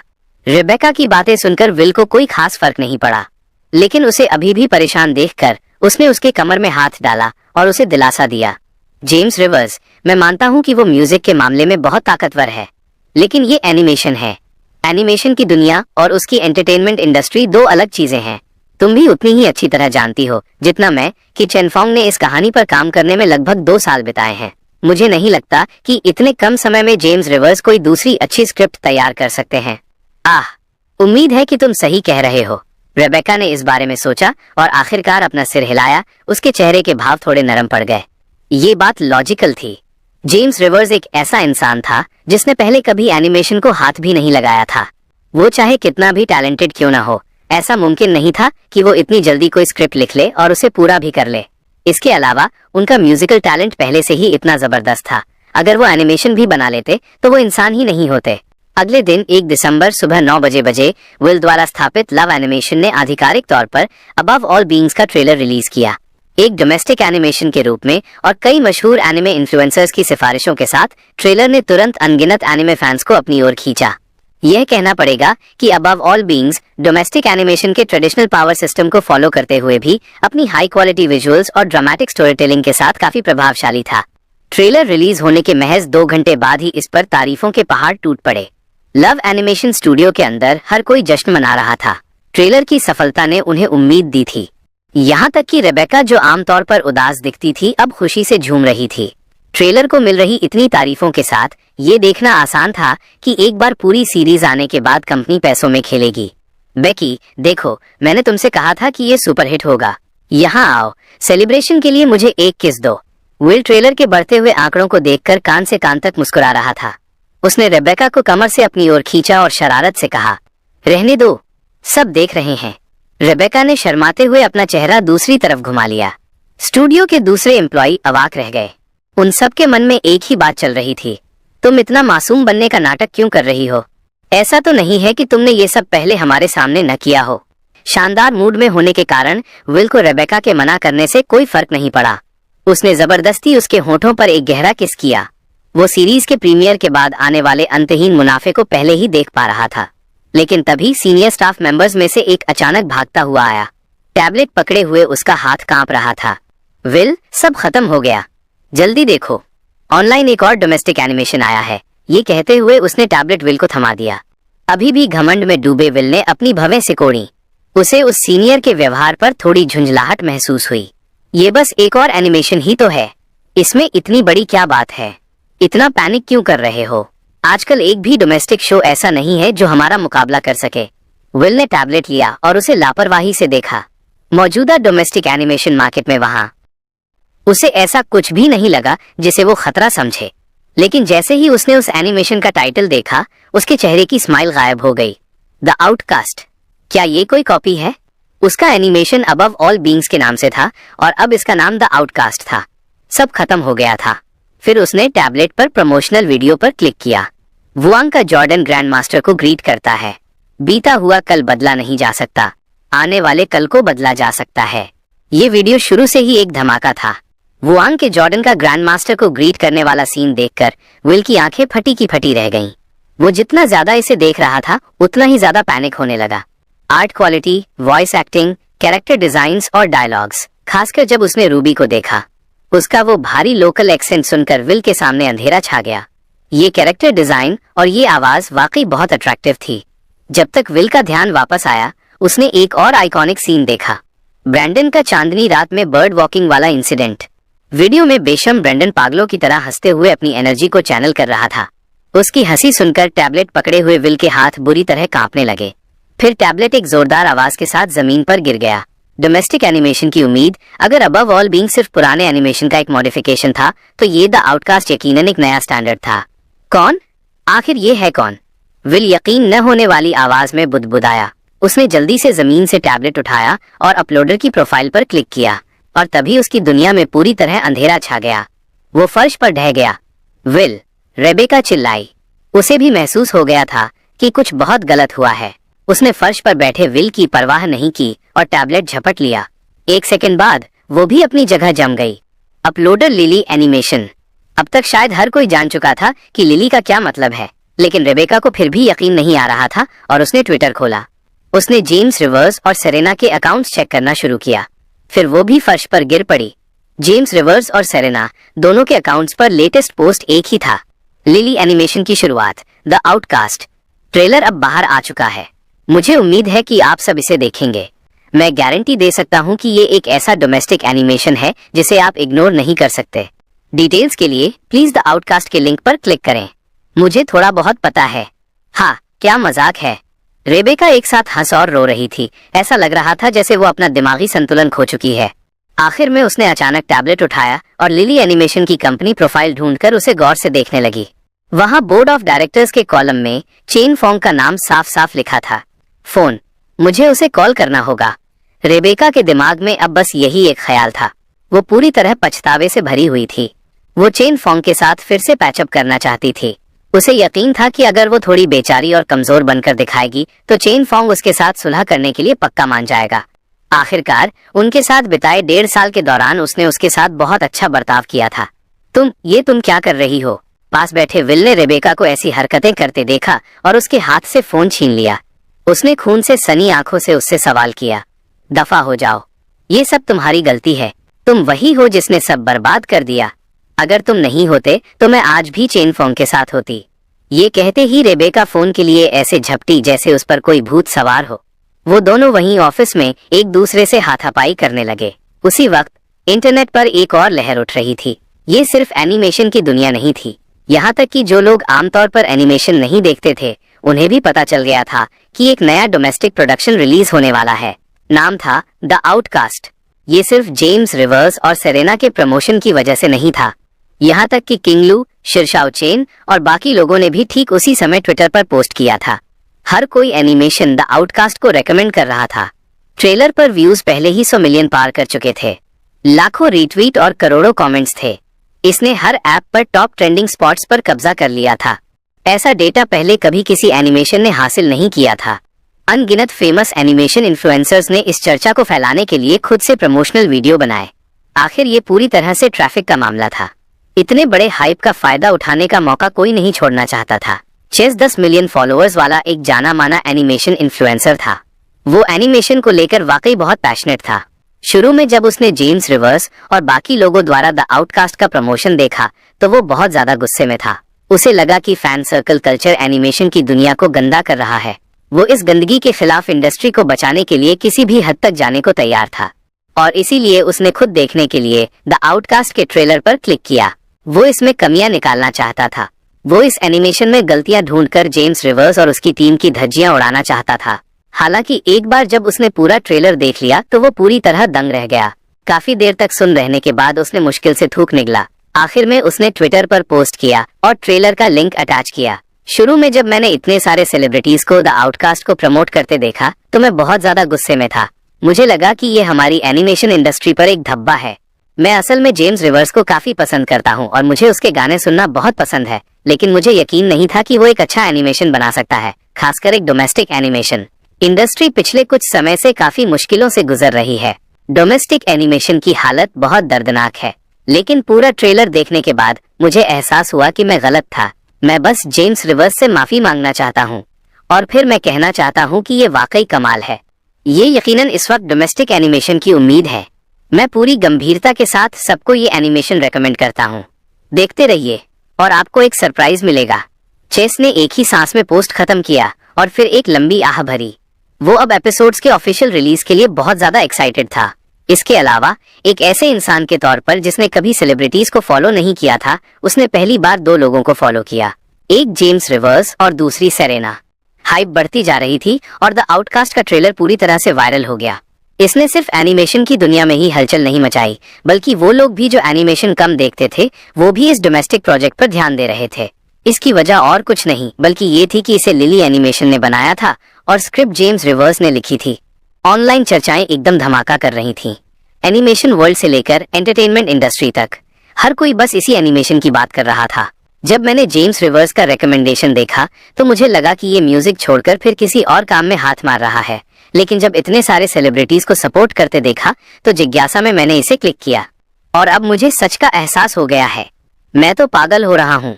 ये किस लेवल का एनिमेशन है। चांदनी रात में बर्ड वॉकिंग वाला सीन बहुत ही स्मूथ था। हाँ, मुझे रूबी का कैरेक्टर बहुत पसंद आया, खासकर वो असली लोकल एक्सेंट। हाँ, यू इडियट कहना एकदम परफेक्ट था।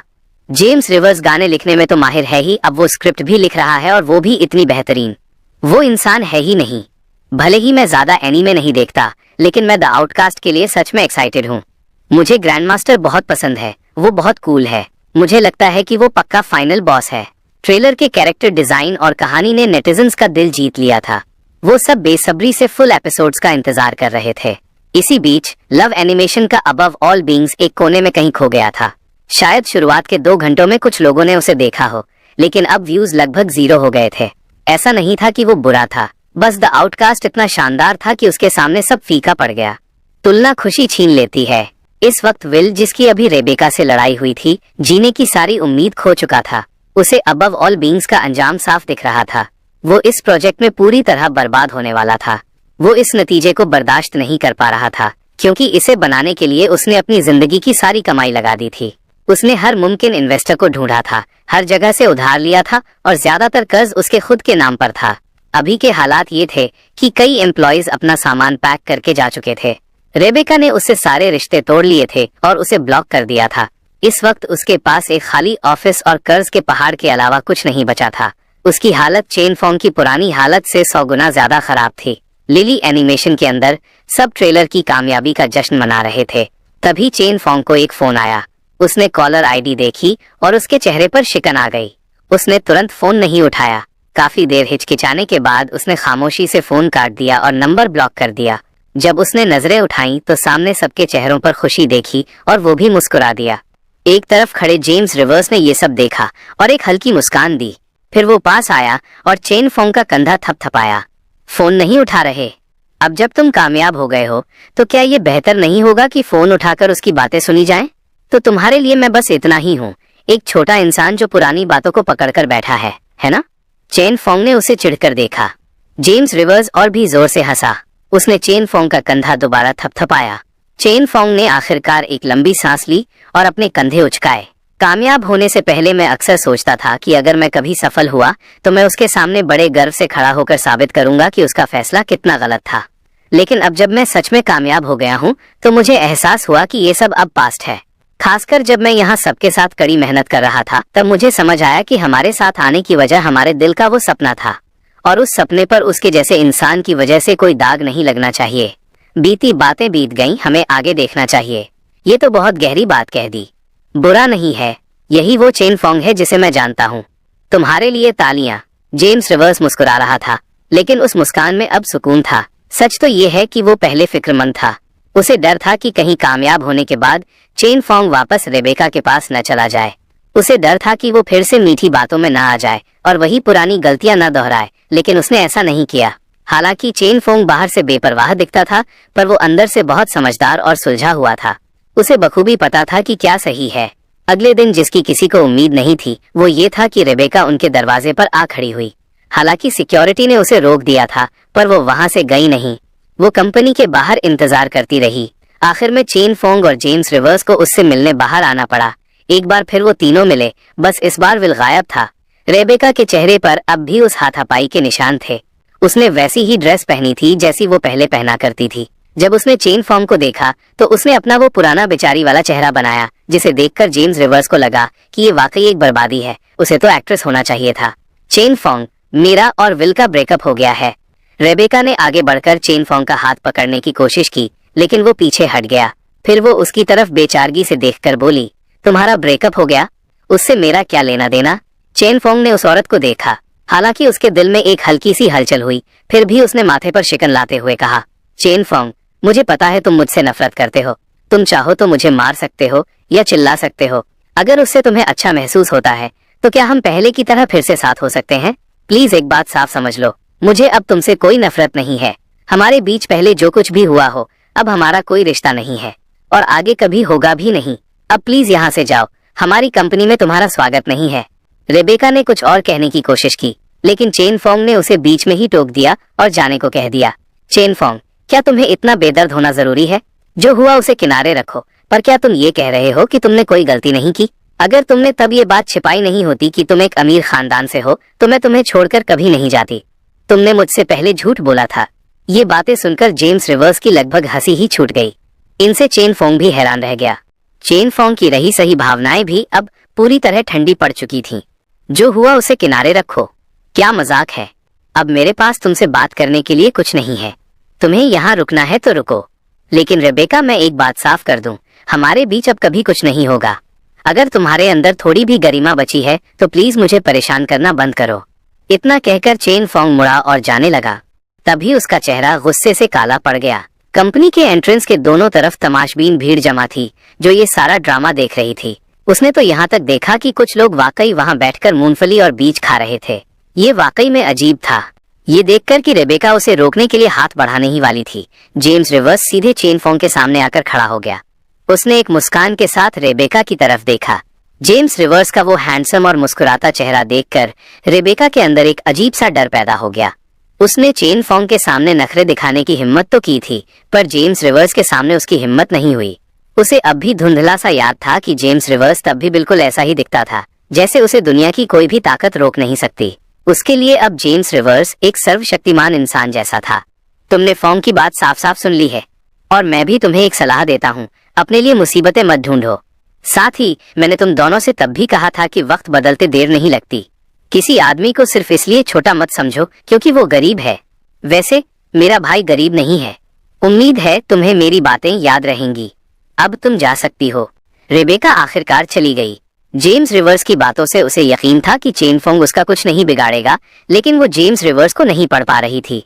उसके दिमाग में बड़े लोग हमेशा एक जैसे ही होते थे। उसकी नजरों में इतने कम समय में जेम्स रिवर्स का इतनी बड़ी कंपनी खड़ी कर लेना एक डरावनी बात थी। अगर जेम्स रिवर्स को पता चलता कि वो क्या सोच रही है तो वो यकीनन हंस पड़ता। तो अब दूसरों की नजरों में वो भी एक बड़ा कॉर्पोरेट बिग शॉट बन गया था।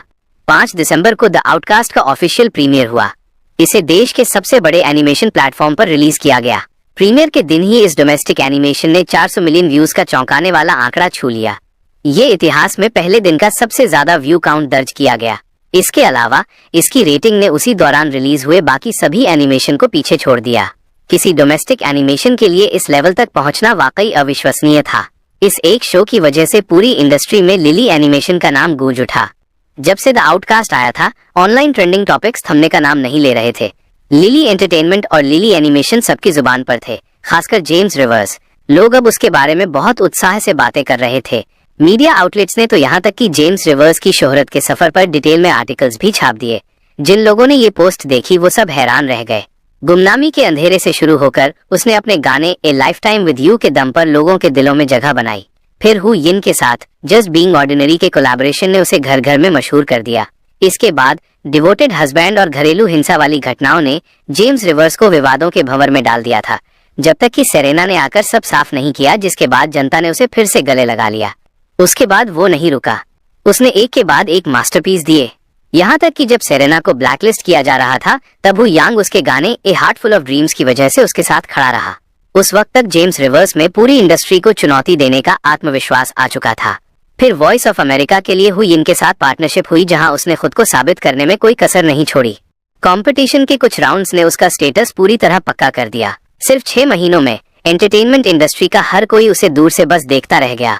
और अब ली एनिमेशन की द आउटकास्ट के साथ उसने एनिमेशन की दुनिया में एक बड़ी लहर पैदा कर दी है। पूरी दुनिया उसके हाथ की मुट्ठी में है। ये वाकई हैरान करने वाला है। अनगिनत लोगों ने मीडिया का वो पोस्ट पढ़ा और कमेंट सेक्शन में अपनी हैरानी जाहिर की। भाई, अगर तुमने इसे इस तरह नहीं समझाया होता तो मुझे कभी एहसास नहीं होता कि जेम्स रिवर्स इतना लीजेंडरी है। दोस्तों, क्या आप यकीन कर सकते हैं, मैं शुरू से उसके म्यूजिक को फॉलो कर रहा हूँ और अचानक मैं देखता हूँ कि वो शिखर पर है और मैं अब भी वही गुमनाम बच्चा हूँ। ये पागलपन है। ये सब इतनी नेचुरली हुआ। हमारा ध्यान सिर्फ जेम्स रिवर्स के म्यूजिक पर था। किसी ने उसकी पावर और तरक्की पर गौर ही नहीं किया। एक असली आइडल हमारे सामने है। वो मेरा लक्ष्य है। लेकिन ये सब हमारे सपोर्ट के बिना नहीं हो सकता था। रुको, जेम्स रिवर्स ने इतना पैसा कमाया है, लेकिन मैंने उसे कभी 1 रुपया भी दान करते नहीं देखा। और ये आगे मॉरल पुलिसिंग करने वाले, उस आदमी ने अपनी काबिलियत से पैसा कमाया है। वो दान करे या ना करे, ये उसकी मर्जी है। सही कहा ना? ये उसकी मर्जी है, लेकिन वो हमारे बिना यहाँ तक नहीं पहुँचता।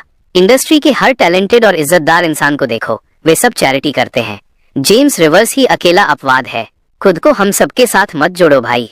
तुम तो ऐसे बोल रहे हो जैसे उसके पास टैलेंट नहीं है और वो सिर्फ तुम्हारी वजह से यहाँ है। हर कोई कहता है कि सेरेना और जेम्स रिवर्स इंडस्ट्री में एक ताज़ी हवा के झोंके की तरह हैं, पर मुझे लगता है कि वे भी बाकी अमीर लोगों की तरह ही हैं। वे दूसरों से अलग नहीं हैं।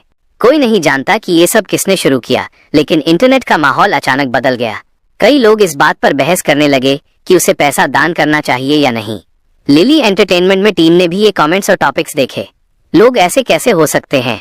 उन्हें ऐसा कहने का क्या हक है? लिली एंटरटेनमेंट जो कुछ भी कमाता है उसका 30% गरीब बच्चों और उन मरीजों की मदद के लिए जाता है जो मेडिकल खर्च नहीं उठा सकते।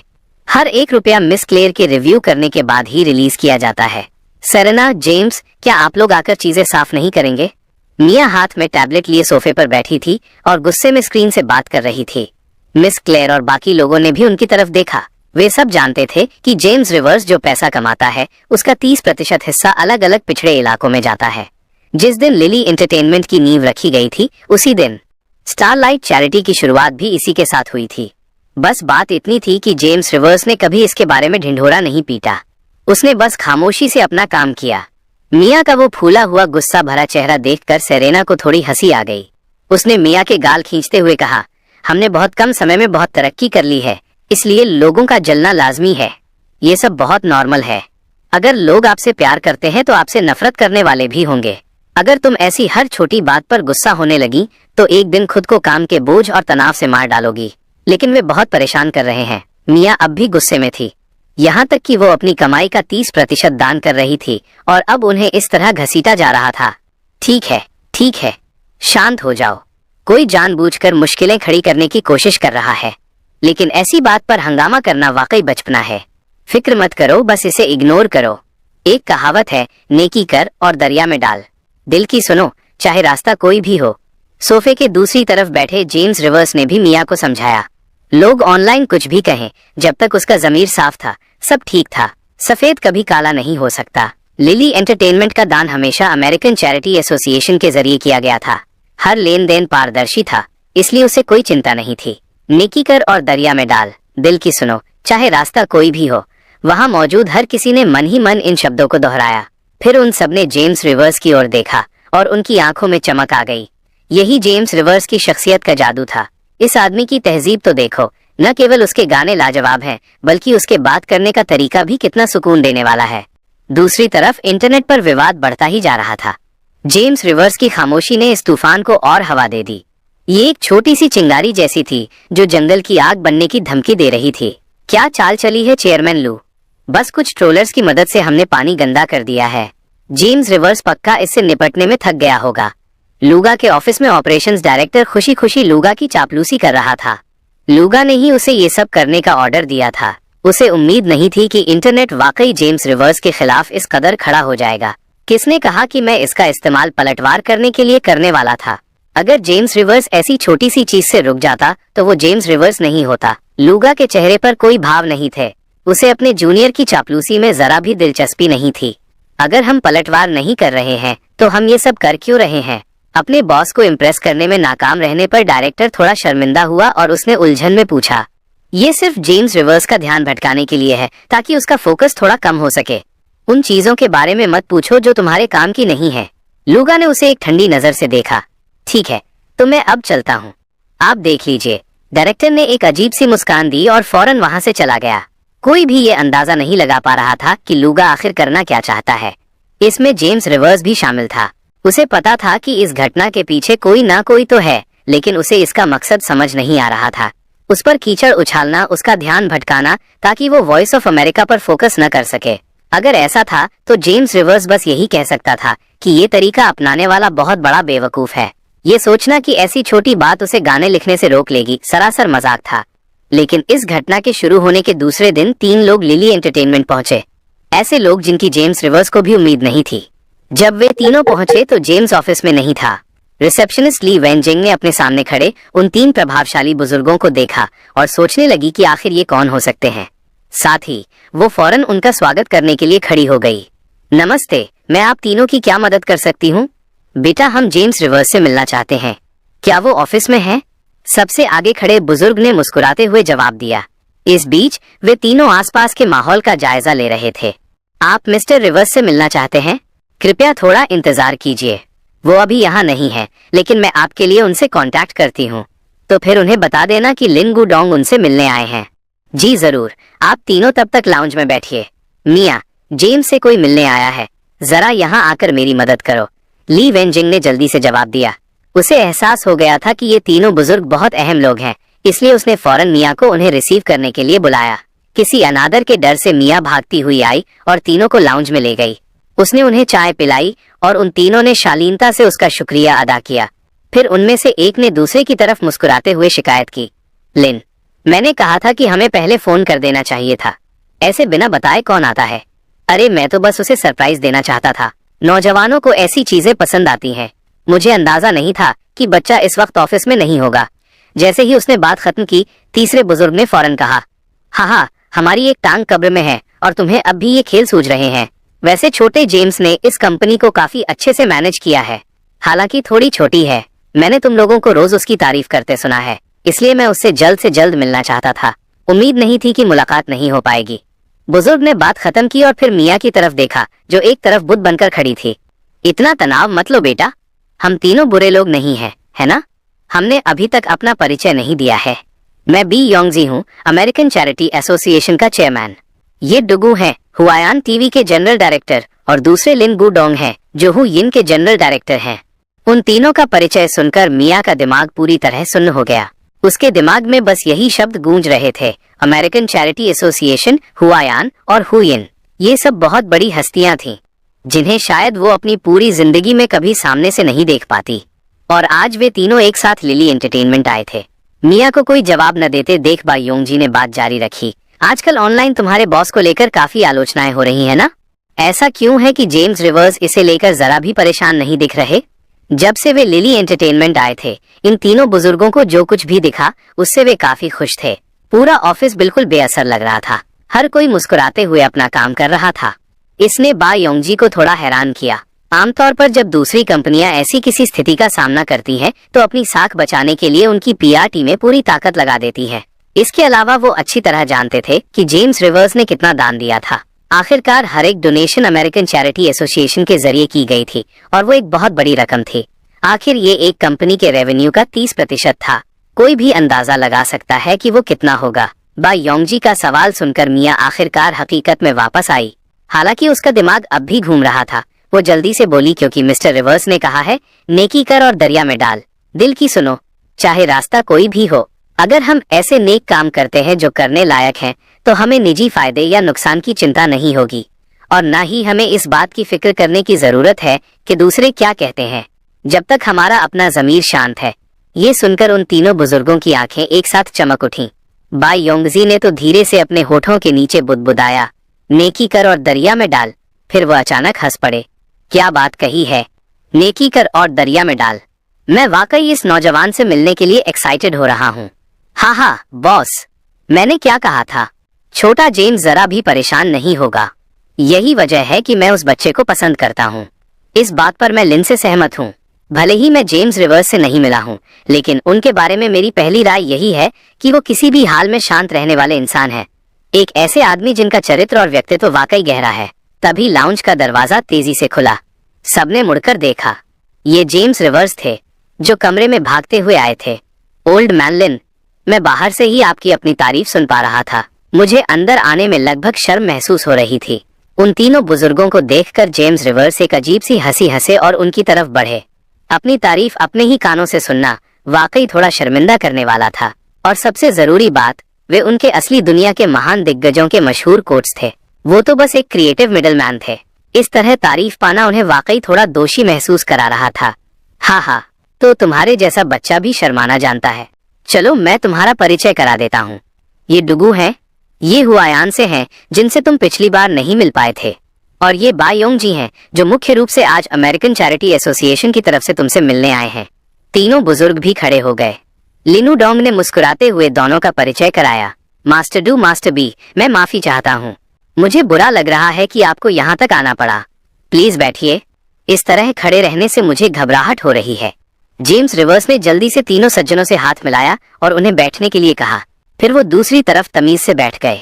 मिया अब भी अपनी जगह पर बुद्ध बनी खड़ी थी। जब जेम्स रिवर्स ने उसे एक नजर देखा तब जाकर वो बहुत ही घबराते हुए बैठी। इसमें उसकी भी कोई गलती नहीं थी। वो अब तक जिस सबसे ताकतवर इंसान से मिली थी वो जेम्स रिवर्स थे। अब उन तीन आदमियों का सामना करना जो दशकों तक ऊंचे पदों पर रहे थे, अगर वो नर्वस न होती तो ये अजीब होता। साथ ही जेम्स रिवर्स के लिए उसकी इज्जत और भी बढ़ गई। उसने हमेशा सोचा था कि जेम्स रिवर्स लीजेंडरी हैं, पर उसे उम्मीद नहीं थी कि वो इतने प्रभावशाली होंगे कि इन दिग्गजों के सामने इतनी सहजता से बातचीत कर सकें और हंस सकें। सज्जनों, मैं सोच रहा था कि क्या आपको मुझसे कोई जरूरी काम है? जब सब आराम से बैठ गए तो जेम्स रिवर्स ने आखिरकार पूछा। लिनगू डोंग के अलावा डुगू और बायोंग जी पहली बार जेम्स रिवर्स से मिल रहे थे। उन्होंने उसे गौर से देखा और वे जितना ज्यादा देखते उतना ही खुश होते। वे लोगों को परखने में माहिर थे। वे जेम्स रिवर्स के आभा और ऊर्जा से ही बता सकते थे कि वो किस तरह के इंसान हैं। चूंकि तुम हमें मास्टर कह रहे हो तो मैं बात को घुमाऊंगा नहीं। छोटे जेम्स, मैं यहाँ असल में एक गाने के लिए आया हूँ।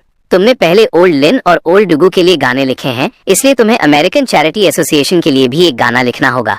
असल में चैरिटी एसोसिएशन जल्द ही एक प्रमोशनल प्रोग्राम बनाने की योजना बना रहा है। इत्तेफाक से जब मैंने ऑनलाइन स्थिति देखी तो मैंने इन दो पुराने दोस्तों से इस बारे में बात की। हमने फैसला किया कि तुम्हारे पास आना एकदम सही रहेगा। तुम मशहूर हो, तुम्हारी सॉन्ग राइटिंग बेहतरीन है और तुम्हारा चैरिटी का काम भी काबिले तारीफ है। मुझे इससे बेहतर कोई और नहीं सूझा।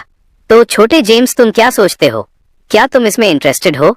बायोंग जी ने जेम्स रिवर्स की ओर देखा और खुशी खुशी बात की। बाकी दो बुजुर्गों ने भी उनकी तरफ देखा। उन तीनों को एक साथ अपनी ओर घूरते देख जेम्स रिवर्स ने महसूस किया कि दबाव बहुत ज्यादा है।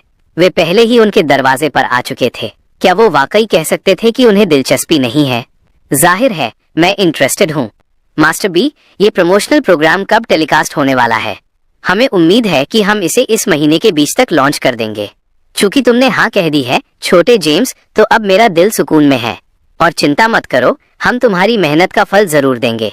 इंटरनेट पर अभी जो माहौल है उसे वाकई बदलने की जरूरत है। लोग आजकल कुछ भी कहने की हिम्मत कर लेते हैं। वे यहाँ तक कि हमला करने के लिए जनता की राय भड़काने का सहारा लेते हैं। अब वक्त आ गया है कि उन्हें हकीकत का आईना दिखाया जाए। जेम्स रिवर्स के रवैये ने बा योंगजी को वाकई खुश कर दिया। कोई ताज्जुब नहीं कि लिन गुडोंग लगातार इस नौजवान की तारीफ करते थे। वो वाकई इसके हकदार थे। खास तौर पर जेम्स रिवर्स की दरियादिली ने उनकी तारीफ बटोरी। अगर कोई और इस तरह की मुसीबत में होता तो वे चीजों को साफ करने के मौके पर फौरन झपट पड़ते। आखिर कोई भी बलि का बकरा नहीं बनना चाहता कि इतना पैसा दान करने के बाद भी उन पर कीचड़ उछाला जाए। डुगू एक मुस्कान के साथ एक तरफ बैठे थे और उन्होंने चाय की एक चुस्की ली। वे सही कह रहे हैं, उन्होंने कहा। आजकल के लोगों की याददाश्त बहुत छोटी है और उनमें कोई अनुशासन नहीं है।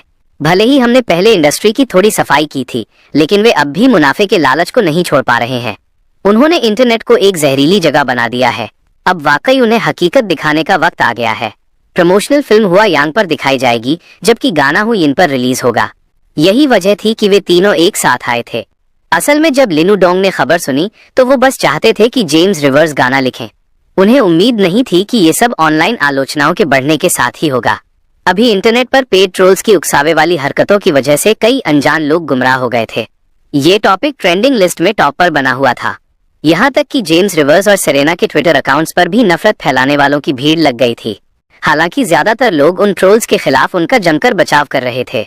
लिली एंटरटेनमेंट ने दान दिया हो या नहीं, कम से कम उनके दिलों में लिली एंटरटेनमेंट ने कई बार गहरी जगह बनाई थी। उनके लिए इतना ही काफी था। जेम्स रिवर्स ने तीनों मास्टर्स के साथ प्रोजेक्ट की बारीकियों पर चर्चा की और उनके साथ लंच किया। इसके बाद ही वे तीनों बुजुर्ग वापस गए। वे इस ट्रिप पर कुछ दिनों के लिए रिवर सिटी में रुकने वाले थे। इस दौरान वे रिवर सिटी टीवी स्टेशन पर रहेंगे जब तक कि उन्हें गाना नहीं मिल जाता और प्रमोशनल प्रोग्राम पूरा नहीं हो जाता। सच तो ये है कि डुगू और बायोंगजी वाकई उस जेम्स रिवर्स से मिलना चाहते थे जिसके बारे में उन्होंने इतना सुना था। इसीलिए वे खुद रिवर सिटी आए, वरना ये काम तो बस एक फोन कॉल से भी हो सकता था। बस यही कहा जा सकता है कि जेम्स रिवर्स का प्रभाव दिन ब दिन बढ़ रहा था। यहाँ तक कि ये दिग्गज भी अपनी आंखों से देखना चाहते थे कि वो आखिर किस तरह का इंसान है। दूसरी ओर स्काईलाइन एंटरटेनमेंट में अप्रत्याशित खामोशी थी। एक के बाद एक लगे झटकों के बाद जब शिया फे ने अपना कॉन्ट्रैक्ट खत्म करने का फैसला किया, तब भी स्काईलाइन एंटरटेनमेंट ने अच्छे बनने का नाटक किया। उन्होंने कॉन्ट्रैक्ट की शर्तों का पूरी तरह पालन किया और शिया फे को जाने दिया। इसकी कोई और वजह नहीं थी। टिन शिनशी अब उनसे वाकई डर गया था। उसने अपनी जिंदगी में कई तूफानों का सामना किया था, लेकिन ये पहली बार था जब किसी ने उसे दिल से इतना बेबस महसूस कराया था। जेम्स रिवर्स वाकई एक मनहूस इंसान था। ऐसा लगता था कि जब भी वो जेम्स रिवर्स के खिलाफ जाता, कुछ बुरा हो जाता, खासकर जब लिली एनिमेशन सामने आया। द आउटकास्ट की रिलीज ने टीएनसी की लड़ने की सारी इच्छा ही खत्म कर दी। द आउटकास्ट की स्क्रिप्ट जेम्स रिवर्स ने लिखी थी। ओह, इसका मतलब ये था कि अगर जेम्स रिवर्स ने कभी फिल्म इंडस्ट्री में आने का फैसला किया तो वो मिनटों में स्काईलाइन एंटरटेनमेंट को कुचल सकता था। आखिरकार स्क्रीन राइटिंग की स्किल्स तो हर जगह एक जैसी ही होती हैं। अगर जेम्स रिवर्स आज द आउटकास्ट रिलीज करके पूरी एनिमेशन दुनिया को चौंका सकता है, तो कौन कह सकता है कि वो कल द लेजेंड ऑफ 2 जैसा कुछ रिलीज करके फिल्म और टीवी इंडस्ट्री में धमाका नहीं कर देगा। चेयरमैन टिएन, क्या हम वाकई लिली एंटरटेनमेंट के साथ हाथ मिलाने जा रहे हैं? टिएन शिनिंग के ऑफिस में उसकी सेक्रेटरी ने दस्तावेजों को देखा। उसकी आंखों में खुशी की एक चमक थी, लेकिन फिर भी उसने सवाल किया, मेरे पास और क्या चारा है? क्या मैं जेम्स रिवर्स के आने और मुझे फिर से बर्बाद करने का इंतजार करूं? वैसे भी हमारे बीच शुरू से कोई बड़ा झगड़ा नहीं था। मौत की लड़ाई लड़ने की कोई जरूरत नहीं है। बस इसे यहीं खत्म करते हैं। टिएनशिनी ने अपनी नाक पर टिके सुनहरे फ्रेम वाले चश्मे को ठीक किया। उसने अपनी सेक्रेटरी की आंखों में खुशी की वो लहर देख ली थी। पता चला कि उसकी अपनी सेक्रेटरी को भी यही लगता था कि लिली एंटरटेनमेंट के साथ जुड़ना ही सही कदम है। उसने एक लंबी सांस ली। बस यही कहा जा सकता है कि जेम्स रिवर्स वाकई एक डरावना आदमी था। उसका अस्तित्व ही तर्क से परे था। वो कुदरत का एक करिश्मा था। हकीकत में बाहर की दुनिया चाहे कुछ भी सोचे, जेम्स रिवर्स तीनों मास्टर्स की बात मान चुका था। वो उन्हें 3 दिनों में एक बेहतरीन गाना दे देगा, और इस गाने के लिए जेम्स रिवर्स के दिमाग में पहले से ही एक परफेक्ट चॉइस थी। जब बात चैरिटी की आई तो उसके मन में सबसे पहले यही पुराना गाना आया। आखिरकार उसकी अपनी पुरानी दुनिया में जब भी वो ये गाना सुनता था, उसे पता होता था कि ये दान करने का समय है। अगले दिन वॉइस ऑफ अमेरिका का 5वां एपिसोड आया। जेम्स रिवर्स ने इस एपिसोड के लिए भी एक गाना तैयार किया था, लेकिन उसे हैरानी हुई कि इस एपिसोड का फोकस लिली एंटरटेनमेंट के स्टेज पर नहीं था। तीनों मैचों में छोटी कंपनियां सिंहासन को चुनौती दे रही थीं, और ये तीनों छोटी एंटरटेनमेंट कंपनियां वही थीं जिन्होंने हाल ही में लिली एंटरटेनमेंट के प्रति अपनी दोस्ती दिखाई थी। इस बार उनकी परफॉर्मेंस साफ तौर पर उस हाइप का फायदा उठाने के लिए थी। उन्होंने अच्छे और पुराने गाने गाए। लिली एंटरटेनमेंट ने भी उसी तरह का बर्ताव किया। उन्होंने कोई नया गाना रिलीज नहीं किया और पुराने गानों के साथ ही जवाब दिया। आखिरकार मुस्कुराते हुए चेहरे पर कोई वार नहीं करता। उन्होंने दोस्ती दिखाई थी, इसलिए लिली एंटरटेनमेंट उन्हें कुचलने वाला नहीं था। ये कहना होगा कि जिन कंपनियों ने दोस्ती दिखाई थी उनमें बड़े आंतरिक बदलाव आ रहे थे। यहाँ तक कि उनके कलाकारों के कॉन्ट्रैक्ट भी लिली एंटरटेनमेंट के कॉन्ट्रैक्ट सिस्टम की तरह बनाए जा रहे थे। अनजाने में ही एंटरटेनमेंट इंडस्ट्री का नक्शा बदल रहा था। एक बार जब कोई नियम बहुमत के लिए सामान्य बन जाता है तो वो एक नया स्टैंडर्ड बन जाता है। जनता ने इसे स्वाभाविक रूप से स्वीकार कर लिया था। यहाँ तक कि स्काईलाइन एंटरटेनमेंट ने भी बदलाव किए थे, और लोग भी धीरे धीरे इंडस्ट्री में हो रहे इन बदलावों के आदी हो रहे थे। इसलिए इस बदलाव को लेकर ऑनलाइन ज्यादा चर्चा नहीं थी। जाहिर है अब भी कुछ पुराने ख्याल के लोग थे जो पुराने इंडस्ट्री मॉडल से चिपके हुए थे। हालांकि नए मॉडल के प्रभाव की वजह से उनकी स्थिति दिन ब दिन मुश्किल होती जा रही थी। अंतर साफ था, कोई भी कलाकार मूर्ख नहीं होता। उन कंपनियों के कई कलाकारों ने साथ छोड़ना शुरू कर दिया था और नए टैलेंट को भर्ती करना मुश्किल हो गया था। अगर वे नहीं बदलते तो उनकी कंपनियों का टिक पाना और भी मुश्किल हो जाता। अप्रत्याशित रूप से वॉइस ऑफ अमेरिका के इस एपिसोड में स्काईलाइन एंटरटेनमेंट ने मुड़कर ओशन ब्लू एंटरटेनमेंट को चुनौती दे दी। साथ ही वे पूरी तरह तैयार थे और उन्होंने तीनों मैच जीत लिए। इस अचानक हुए घटनाक्रम ने सबको हैरान कर दिया और ओशन ब्लू एंटरटेनमेंट पूरी तरह दंग रह गया। 5वें एपिसोड के बाद लिली एंटरटेनमेंट का स्कोर तो चट्टान की तरह मजबूत था ही साथ ही इस बार की करारी हार की वजह से पुरानी बिग 3 कंपनियों के स्कोर्स अब लगभग बराबर हो गए थे। ओशन ब्लू एंटरटेनमेंट का स्कोर 6 पर ही टिका रहा। स्काईलाइन एंटरटेनमेंट का स्कोर 5 तक पहुंच गया। वहीं ग्रैंड सेंचुरी एंटरटेनमेंट भी 6 पर था। इन 3 दिग्गज कंपनियों के बीच ओशन ब्लू और ग्रैंड सेंचुरी स्काईलाइन से सिर्फ 1 पॉइंट आगे थे। साफ था कि स्काईलाइन इतनी आसानी से इस कंपटीशन से हार मानने वाली नहीं थी। इसने आखिरी नतीजे को बेहद रोमांचक बना दिया था। स्काईलाइन एंटरटेनमेंट यकीनन चीजों को पलटने की ताक में थी। उसी पल ओशन ब्लू और ग्रैंड सेंचुरी एंटरटेनमेंट ने अपनी सावधानी बढ़ा दी। स्काईलाइन की इस चाल ने डेविड यांग और टिएनशिन को गुस्से और हैरानी में डाल दिया। क्या तुम लिली एंटरटेनमेंट को नहीं हरा सकते तो अब ओशन ब्लू और ग्रैंड सेंचुरी को परेशान करने लगे? क्या तुम्हें सच में लगता है कि हम इतने कमजोर हैं? लेकिन फिर भी उन तीनों की ताकत लगभग एक जैसी थी। ऐसा करके स्काईलाइन शायद वाकई बाजी पलट दे। मिसाल के तौर पर इसी एपिसोड में किसी के कुछ समझने से पहले ही स्काईलाइन ने 3 पॉइंट्स झपट लिए थे। इसके जवाब में डेविड यांग और टीएन शिनशी ने भी अपनी तैयारियां शुरू कर दी। इसी वजह से अगले यानी 6ठे एपिसोड में इंडस्ट्री एक बार फिर बड़े दिग्गजों के टकराव के दौर में पहुंच गई। बस इस बार इसका लिली एंटरटेनमेंट से कोई लेना देना नहीं था। तीनों दिग्गज कंपनियों के स्कोर्स एक दूसरे का पीछा कर रहे थे। ग्रैंड सेंचुरी और ओशन ब्लू के बीच सिर्फ 1 पॉइंट का फासला था। हालात बहुत धुंधले थे। इसी बीच जेम्स रिवर्स को लेकर ऑनलाइन चैरिटी डोनेशन वाली बहस अब भी वहीं अटकी हुई थी। इंटरनेट पर दलीलें और भी तीखी होती जा रही थीं और इस हाइप के कम होने के कोई आसार नहीं दिख रहे थे। लेकिन इन सब के बावजूद जेम्स रिवर्स ने पूरी तरह खामोशी बनाए रखी। ऐसा लग रहा था जैसे पूरी लिली एंटरटेनमेंट ने एक साथ अपनी आवाज खो दी हो। कोई नहीं जानता था कि इन दिनों जेम्स रिवर्स ऑफिस और टीवी स्टेशन के बीच चक्कर काटने में व्यस्त था। चैरिटी प्रोग्राम के लिए गाना कई दिन पहले ही लिखा जा चुका था और पिछले कुछ दिनों से वो उन तीनों बुजुर्गों के साथ मिलकर प्रोग्राम की जांच कर रहा था। ताकत और पैसे की इस दुनिया में प्यार कभी इतना आसान नहीं होता और ये कहानी तो बस अभी शुरू हुई है।